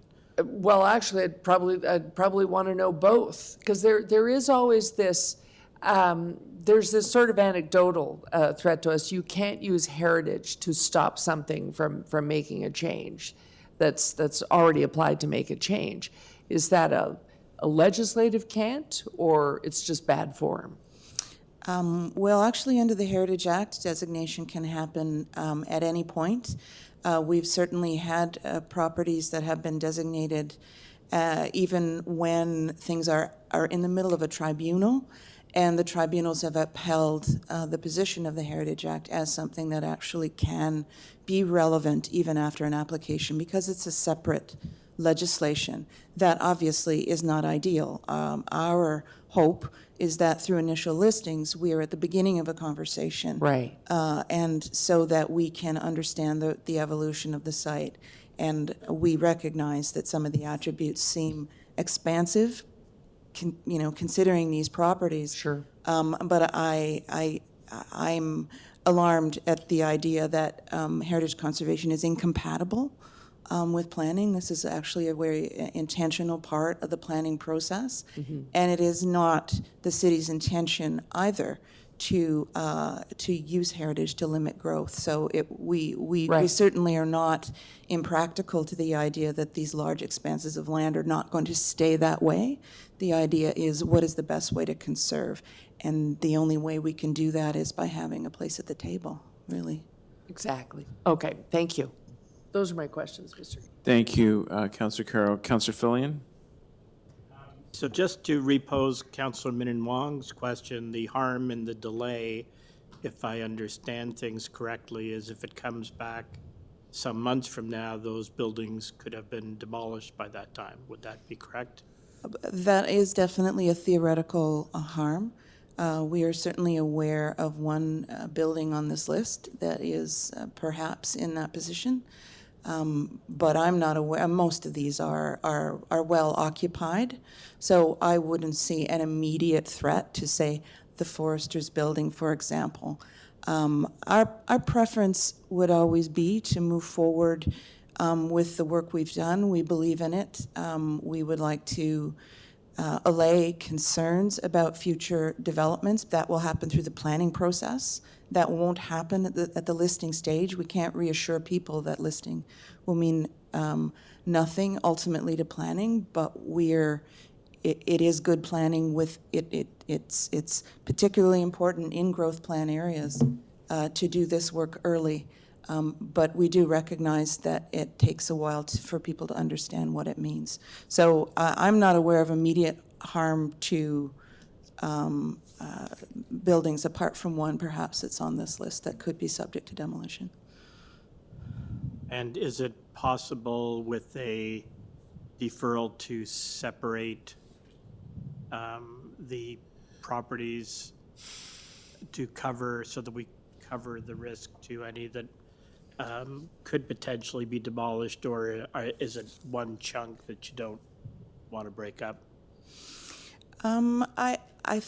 I think given the circumstances, it would be fair to keep them all together, and were we to become concerned about any of the properties prior to City Council, we would have a discussion with the local councillor about that and discuss whether or not a designation, which is really the only thing that could stop a demolition, would be appropriate at that time. So I would, whatever you do, I don't think there's any concern with keeping them all together at this time, because a listing actually won't help when a demolition application is underway. Only a designation will. Right, thank you. Thank you, Councillor Fillion. Any other questions for staff? Any other speakers? Councillor Carroll? Well, I guess the local councillor doesn't want to go first and move the motion, but I understand is going to move a deferral. And I'd be really concerned about a deferral beyond anything but the very next meeting. I really would. That the owners have had lots of time to look at this. If they've had difficulty talking to the councillor or talking to the department, one more month should do it, because I've already had a month. Anything beyond a month really puts these buildings at risk. And there's really a simple reason why we all seem concerned, and it's two words: bad as shoes. On the National Heritage Trust, listed as one of the worst losses ever, top 10 worst losses ever. is the Bathurst building, right in the middle of this park. And I just don't want to lose another one. And that one was another situation where an application had already been made, an ambitious one. It used to sit where the Aga Khan Center sits. And while it's true that you can intervene once all of these things have been set in motion, it is very difficult. Whereas right now, that's not the case. Now is the easiest way to just indicate that the listing is there, and as Ms. McDonald has said, we need to be at the table, whatever happens with these. But it would be being done in the best form. As Mr. Kettle has said from the Preservation Board, as Ms. McDonald has said from our own staff, you want to do this up front, you're just listing, and by listing, it simply puts you at the table whatever comes next.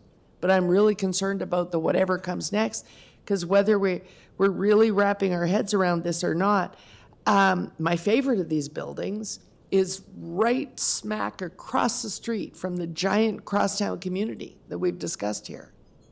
Right across the street on Don Mills Road. There's very little to protect it and put us at the table unless we list it right now. Right now it houses a church. It's a lovely Korean church in there, great congregation. But as we know, all of our churches in our communities are always tight for dollars. So the right offer puts that building at risk in a heartbeat. And so any deferral beyond the very next meeting, I just don't see the need for it, and I would have trouble supporting a motion beyond deferral to just the next meeting. Thank you. Thank you, Councillor Carroll. Any other speakers on the item before we go to the local councillor? Deputy Mayor Minnan-Wong? Thank you. I'm going to move a deferral to the January 8th meeting of Community Council. I would like it to be a little bit longer, and I do want to speak to this. So this first came up in November to the Heritage Committee. They didn't get to see there was no agenda item. I was out of the country, and I was looking at the agenda, and there was no report at all. And now we had a meeting that was just yesterday, and we seem to be rushing. The Heritage Committee seems to be rushing to do this, which to my mind is, really, Mr. Chair, come straight out of the blue. Like, what is it that's going on? The deputants that came here today have some genuine concerns, and just to deal with this here in this committee, where you get 5 minutes to question on 20 different properties, is really, it's not a thoughtful way to go about this. They've raised issues with I was making notes, inconsistencies with the secondary plan. The idea of having a heritage district. And I've tried to meet with some of the deputants. One of the deputants told me that within their report it was described that it should be, one of the buildings should be listed because of its the cladding on the building. Well, the owner of the building said that they got it clad within the last 20 years, which is inconsistent with it being the cladding being of a heritage nature. So then there's that's an additional question of, have they really done their homework? I think that we need time to the applicants, or pardon me, the owners here do need some time, and I would say that they deserve our respect. The example I'll use is the Foresters. The Foresters have been a good corporate citizen in North York for decades. And if you look around where they are, it's not, let's say, normal for a company like the Foresters to stay in a location like that for decades.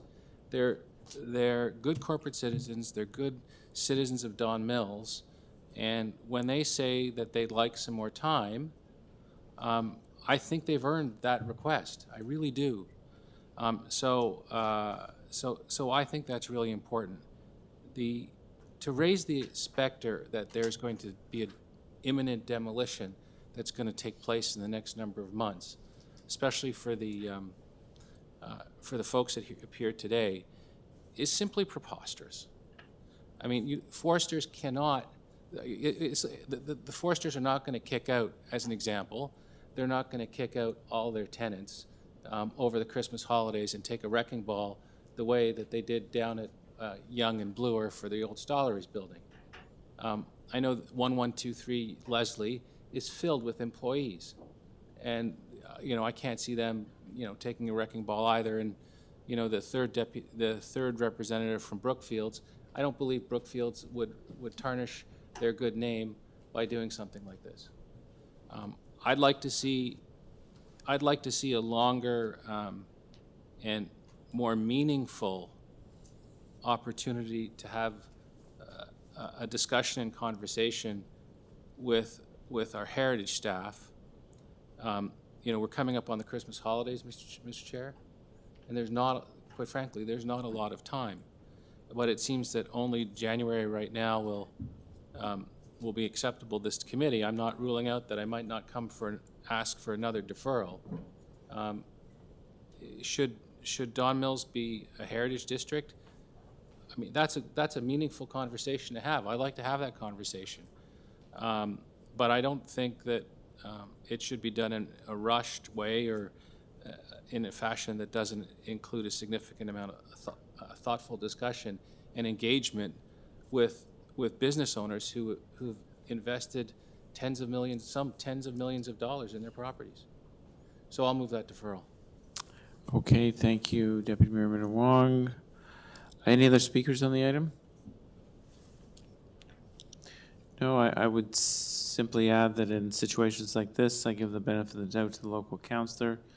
Consulting with residents is what her job is. I'm really surprised at the speed at which this got here. That's quite amazing, actually. Deferral to the January 2020 meeting. All those in favor? It's unanimous. Thank you very much. Mr. Chair, I'm wondering if I could move my Denrock item, because I'm sorry, I have to go to that Consumers Next thing. Denrock, yes. This was a walk-on item. Oh, just in time. Thank you very much. Has everyone had this is some parking changes? Yes. Any questions for staff? Any speakers? If I can just speak to it, because I'm Sure. the mover. Yep. I just wanted to assure, I guess, both councillors and staff, this is a change to a parking restriction we've already made. It's a side street in which townhouse condo dwellers who have their own parking insist on parking on the side street and really choking it to the point of blocking driveways. We thought they would get the message and use the parking provided in the development they're in by changing the parking restrictions to half the street, and it's just going to have to be the whole block. And all the homeowners are in favor of this. That being said, what that means is, a year later, we're making another change. And so the residents are quite reasonable about it. They know that Vision Zero signage is really taxing transportation staff right now. So if Community Council would do them the pleasure of approving these, they know that staff will do them at their earliest possible convenience. They're not going to be saying, we need it done tomorrow, just at their earliest possible convenience when they're working in the area. So those are my comments. Thank you. Okay, thank you very much. Any other speakers on the item? Okay, parking restrictions on Denrock. All those in favor? Opposed? That is carried. We go back to item number 24, timed item for 10:30. Running a bit behind. Naming a proposed private street at 30 Tippett Road. I would move the recommendations. Any questions for staff? Any speakers other than myself to move it? Okay, I'll move the recommendation. All those in favor? Opposed? That is carried. Item number 25, residential demolition application, 1 Addington Avenue. Councillor Fillion. Yes, I'll move recommendation number 1, which is refusal. There's no reason whatsoever to grant this. They're nowhere even close to being able to get a building permit and are asking for the demolition so that they can show the site to purchasers, which is not a valid reason. Okay, the local councillors moves refusal. Are there any questions for staff on the item? Any speakers other than the local councillor? Item 1, refusal is moved. All those in favor? We need at least one more hand, or we need. Councillor Cole, we need a show of hands on item number 25. Councillor Fillion has moved item 1, a refusal application. Okay, that carries. Thank you very much. Item 26, residential demolition application, 3 Addington Avenue. Councillor Fillion. It's actually the same thing. The two properties are together, but it came through as 2 agenda items, so exactly the same comments. Okay, refusal is moved. Okay, as refusal is moved by the local councillor. All those in favor? Opposed? That is carried.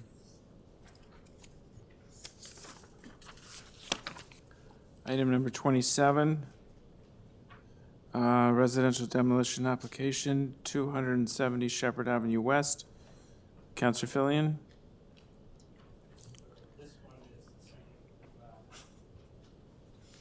It's hard to tear down things in your ward. Okay, refusal is on the.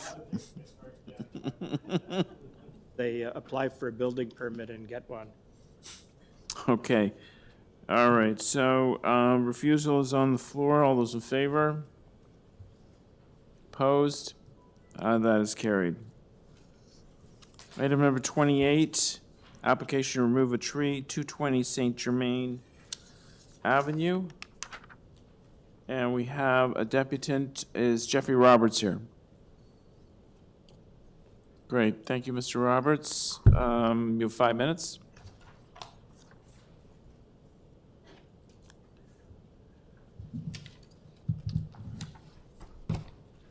Good morning, Mr. Chair and council members. My name is Jeffrey Roberts, and I am the homeowner, along with my wife at 220 St. Germain Avenue. My wife and I have lived there for 25 years. The city-owned Turkish hazelnut tree in question is located in the boulevard in front of our home and has been there since we moved into the home in 1994. At the time, the city-owned tree was young and small and did not bear fruit. About 10 to 15 years after we arrived, the tree began to produce fruit. Turkish hazelnut fruit are clusters of thick, softly spiny and bristly husks that are 2 to 3 inches in size. As quickly as the fruits of the tree arrived, so did squirrels, ants, bees, and wasps to relish in the nuts and sap. We have since been inundated for the last 10 years with this fruit through the months of July, August, and part of September, almost every year. As noted by our arborist report, the fruit is a slip and fall hazard to pedestrians on the sidewalk, vehicles parked underneath it, and to anyone attempting to navigate around them to our home. Ravaging squirrels spit out the shells and drop the fruit to the ground below. The sidewalk is littered as well as stained. We are attacked by bees and wasps, attracted to the fruits and nuts and sap, and we would really like this to stop. It negatively impacts our family's enjoyment of the summer as we can rarely sit on our porch due to the squirrels and insects.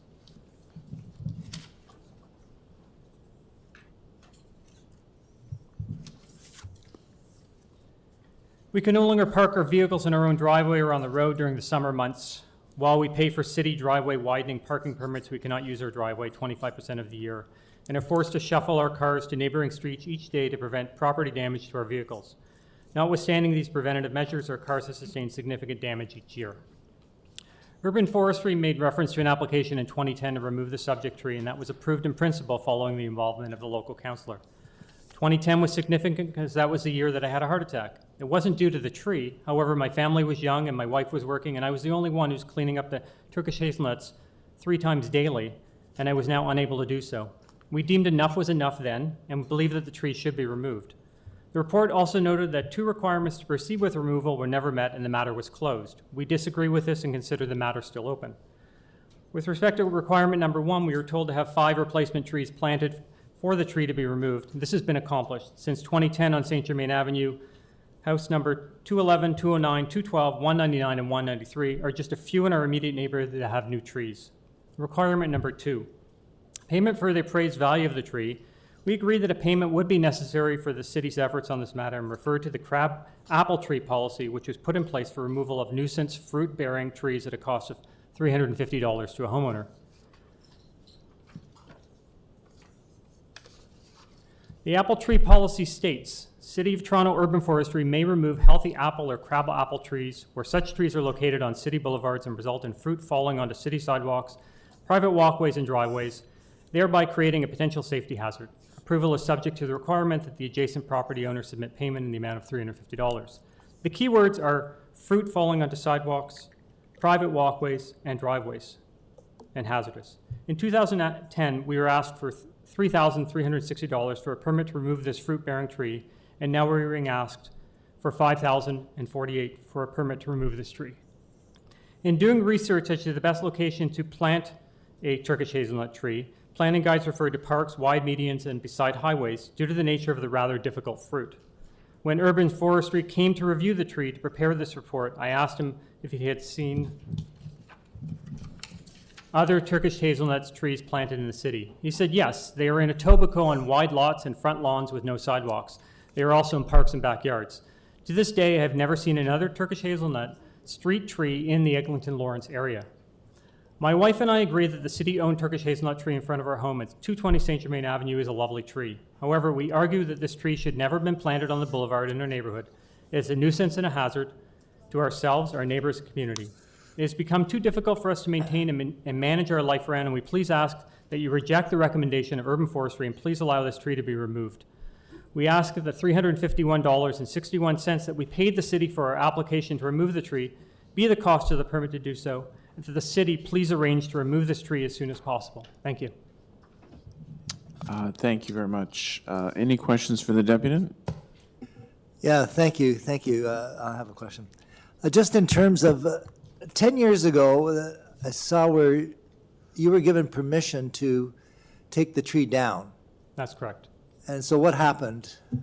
So we argued with Urban Forestry over the payment of over $3,000 to remove the tree that we believed should be covered under a fruit-bearing tree. We don't have $3,000 of cash to put out to remove a city tree. Okay, so why the 10-year wait before you're back again? I'm not sure. We came back in 2013 when we had our neighbors actually write in letters as well, and we were in dialogue back and forth. This particular summer was horrendous. It was the worst that we've ever seen. With the squirrels, the bees, and the wasps, we could not use our front area all summer. And so it's not only the tree, you're saying it's all the attraction of bees and wasps. Correct. Well, it's all part and parcel of the same problem. The nuts are a problem because we're constantly 3 times a day going out there to remove them so that people can actually walk by. I mean, you can see. Yeah, I saw the pictures. The hazard on the sidewalk. It's unbelievable, and that's one day's activity. And so, I mean, do these nuts fall all year round? No, it starts in July and ends in September.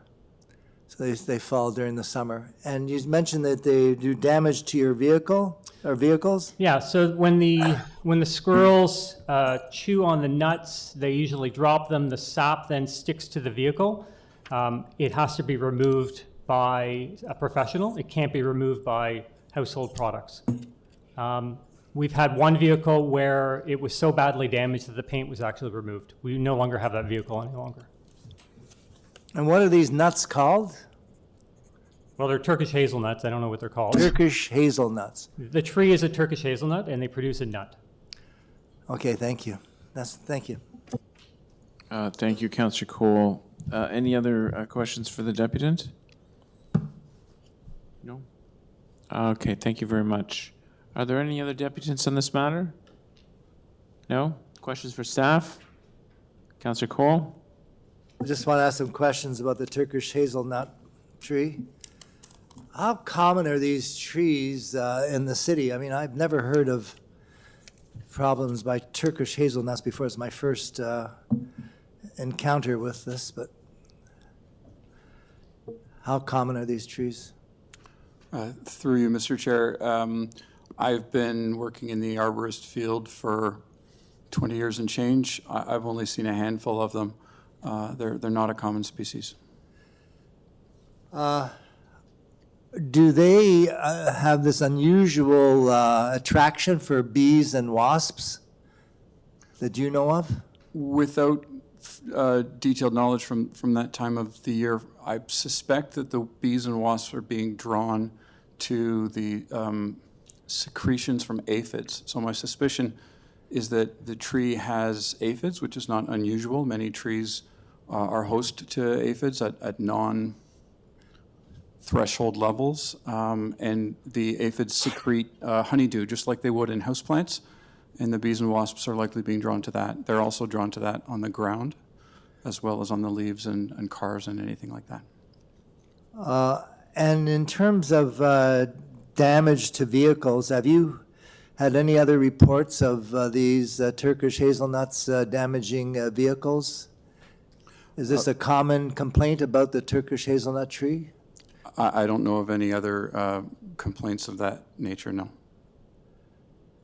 Okay, and to your knowledge, has there been any visit by, let's say, bylaw or any city officials in terms of the hazards of these nuts on the sidewalk, as you heard the deputant speak to? When the application was initially submitted, as we do with almost all applications, we inspected the tree in person. Because it's a city-owned tree, we also asked forestry operations staff to inspect the tree in terms of were there any maintenance requirements or would it qualify for routine removal. So I can't speak to the nature of the fruits on the ground at that time. Our inspection was looking at the viability of the tree itself, and we found no issues. So the tree is healthy. Is there any way of cropping the tree or basically making it less productive in the production of hazelnuts to protect the neighbors or the residents' car or sidewalk? I have to answer honestly, yes, but they're not arboriculturally recommended practices. Like what could be done?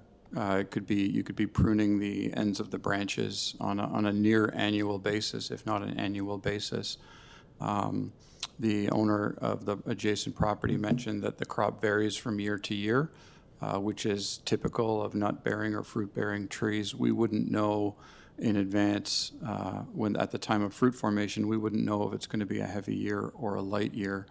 But in terms of standard arboricultural practice, the amount of pruning that would be required to effectively remove the fruit before it forms would not be desirable for the tree in terms of the city's maintenance of its asset. Well, I'm not talking about really deep pruning. I'm talking about, a certain amount of pruning that would at least limit the number of nuts falling. Is that feasible? Let's say every second year you do a pruning that keeps it in check. I believe there would be an amount of pruning that would be acceptable. It wouldn't be part of the city's normal maintenance pruning. There is a mechanism to allow the adjacent owner to undertake that pruning. at their own expense. But I would also caution that the amount of pruning that the city would deem acceptable would be limited and would be commensurate with the mitigation of the fruit problem. But I'm saying, is it possible for the city to do the pruning, on a limited basis, rather than relying on the neighbor to prune it, and therefore you lose control? Is it not practical for the city maybe to come every second year and do some pruning? There's no mechanism within our maintenance practices to schedule or undertake that pruning. It's possible, yes, but I don't know how it would be affected. Okay, thank you. Thank you, Councillor Cole.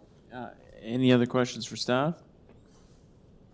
No, I just on clarity, so in 2010, there was a successful application approved for removal of the tree. Is that how I read the report on page 2?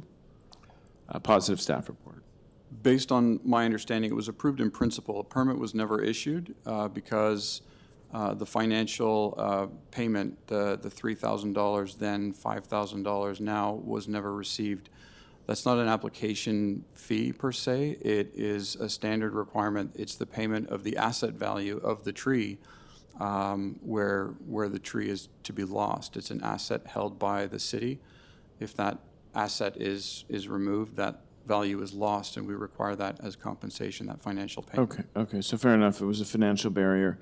But what has happened to the tree in the last 9 years that you would go from a positive approving removal, and now you're saying no? If there were any weaknesses in 2010, certainly they'd be worse now.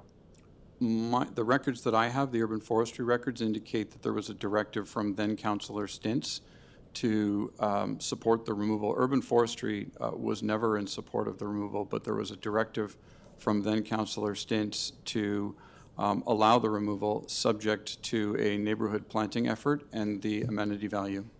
Well, I'm not really interested in the political machinations of almost 10 years ago and pressures by a local councillor.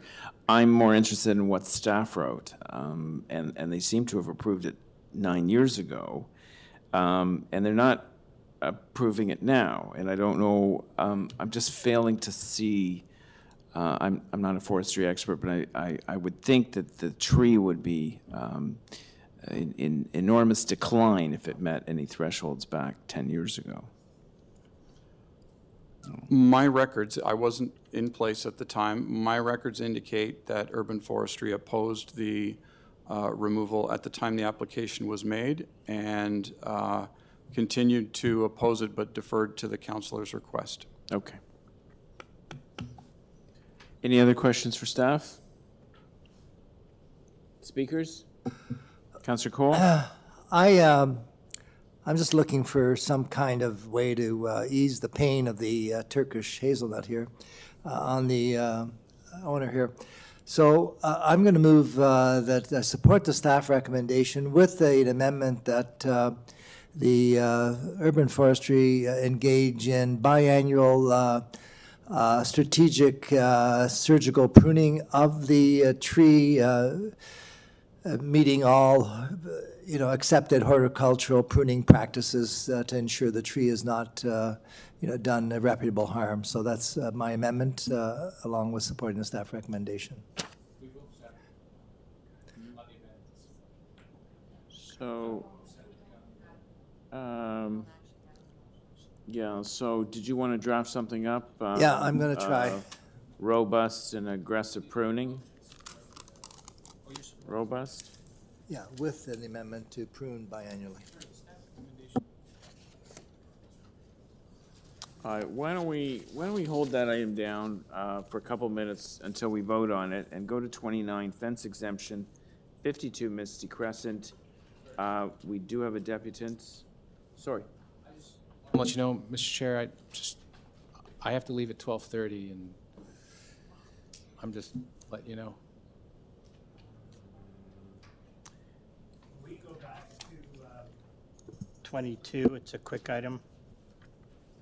I just want to make sure we get it in. It has to do with a traffic signal.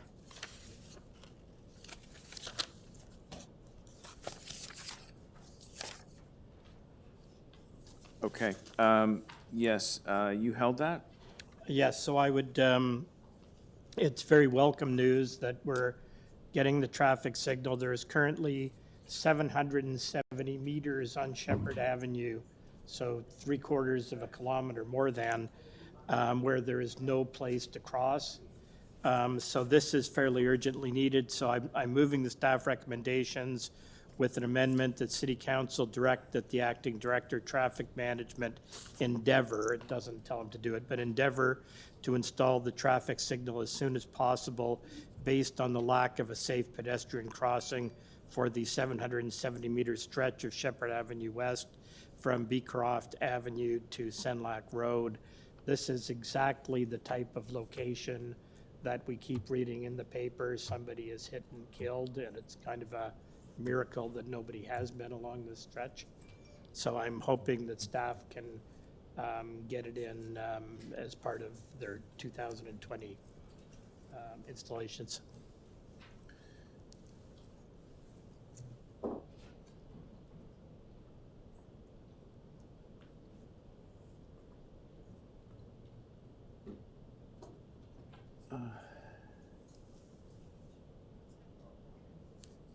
Okay. We're waiting 18 months for crosswalks now, so I wish you all the best in your definition as soon as possible. Everyone seen the motion? All those in favor? Opposed? That is carried. So, okay, we'll go to offense exemption 29, Misty Crescent, and then we're going to watch very closely on where we are on the agenda, and with a few minutes to go, we'll see what we can defer.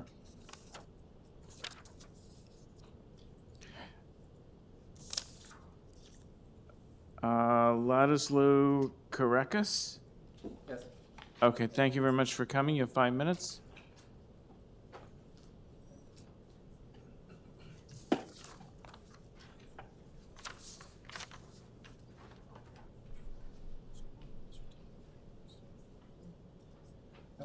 Good afternoon.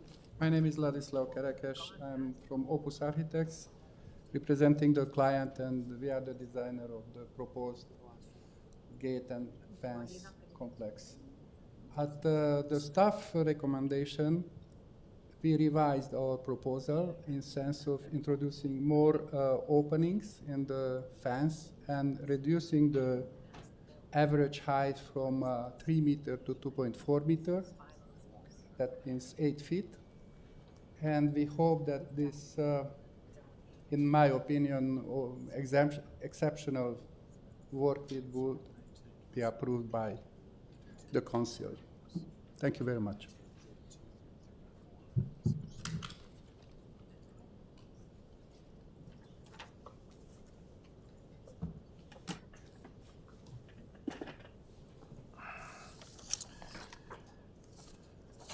Thank you very much. This is Councillor Robinson. I'm going to, are there any questions for staff?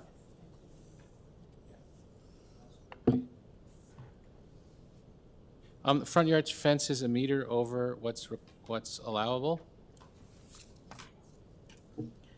Front yard fence is 1.2 meters. Oh, even more than that. And it looks like it's a fairly shallow front yard, right? It's very shallow, yes. Yeah, okay, thank you. Any other questions for staff? On the direction of Councillor Robinson, I'm going to move recommendation 1, refusal to grant the application. All those in favor? Opposed? That is carried. Item 30, request for fence exemption, 2691 Bayview Avenue. It is Councillor Robinson. We do have a speaker, Nino Ragno. Is Nino Ragno here? No? Okay. Questions for staff? None? Speakers?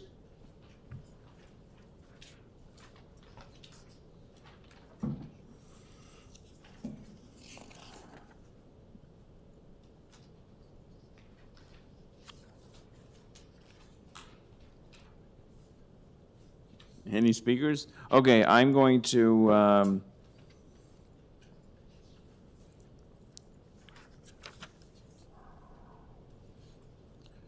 going to move, I'm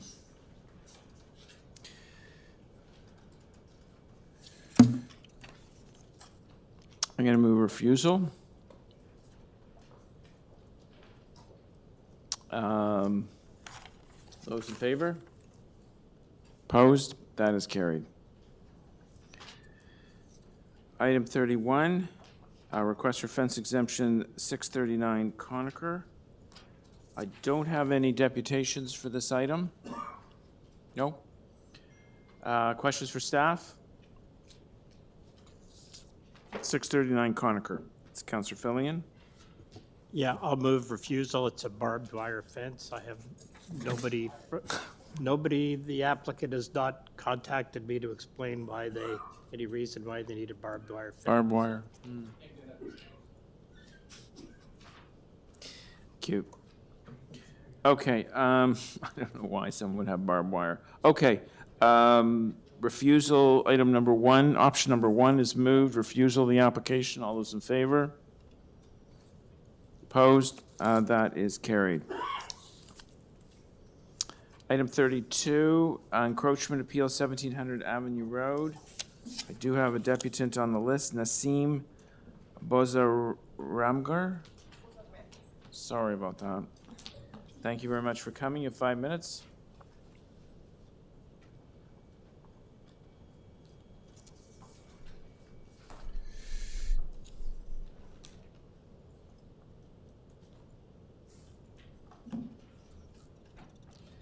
Good afternoon, Mr. Chair and members of the community. My name is Nassim Bozorgmer. I work with Armstrong Planning as project management as planner and project manager. I'm here on behalf of our client, 1704 Avenue Road GP Inc., in regards to their encroachment appeal as it relates to their proposed canopy and 2 awning encroaching into the city's right-of-way into the city's right-of-way along Avenue Road. So I have read the staff report and I concur with their recommendation. I'm just here today in case you had questions. Thank you. Any questions for the deputant? No? Questions for staff? Thank you very much. Questions for staff? Any speakers? Councillor Cole, what would you like to do with this item? I'll move staff report. Staff recommendation to approve. All those in favor?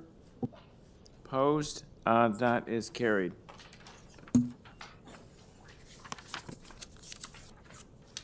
Item 33, encroachment appeal 39 Cameron Crescent. I don't have any deputants listed on the item. 39 Cameron Crescent? No? Okay. Questions for staff? It is Councillor Robinson's item. No questions for staff? Speakers?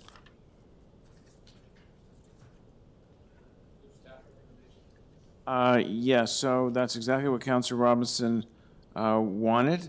Deputy Mayor Minawong is going to move staff recommendations on her behalf. All those in favor? Opposed? That is carried.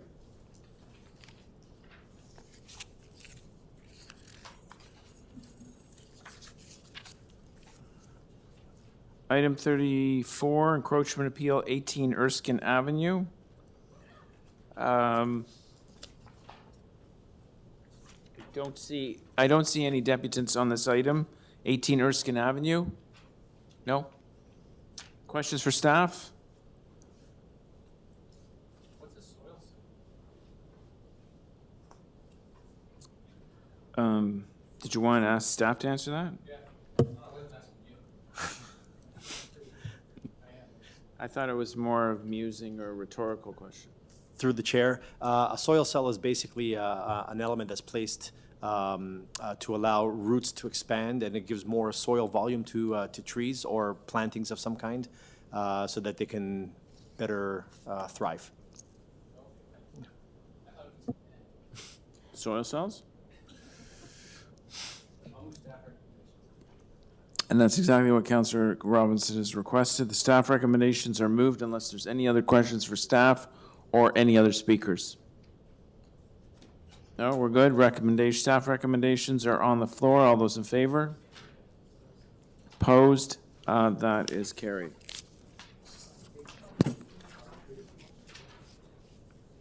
Okay, we're going to quickly go back to item 28. Understand that the motion is ready. That is Councillor Cole. Let's put the motion on the screen.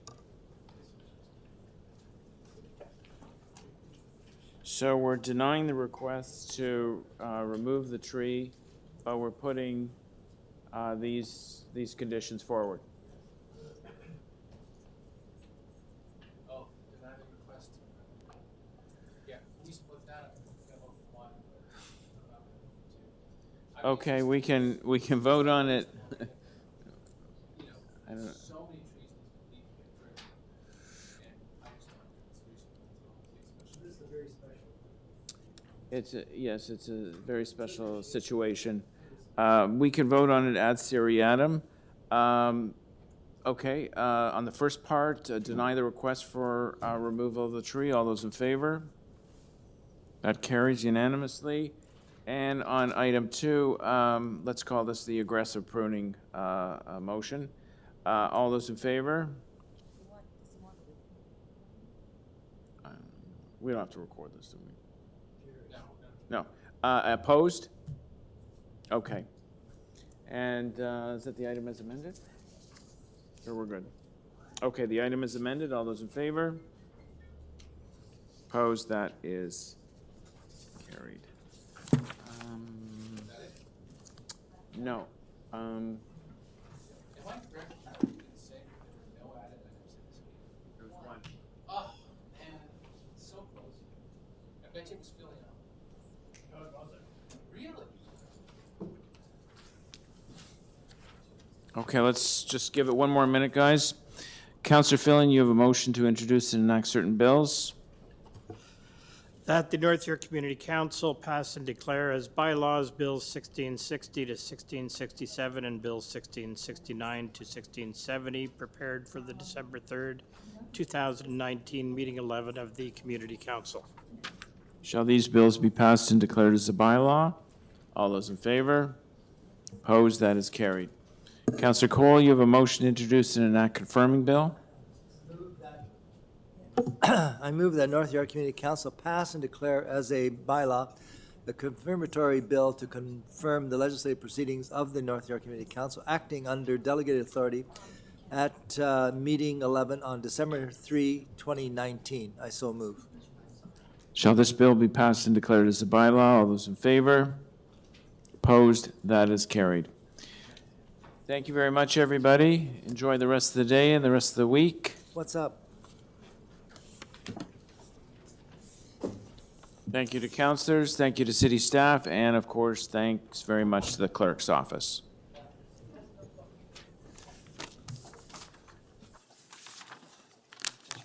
Councillor Fillion. I know, it was the match. See you, Francine. This is it, right? No. January. January.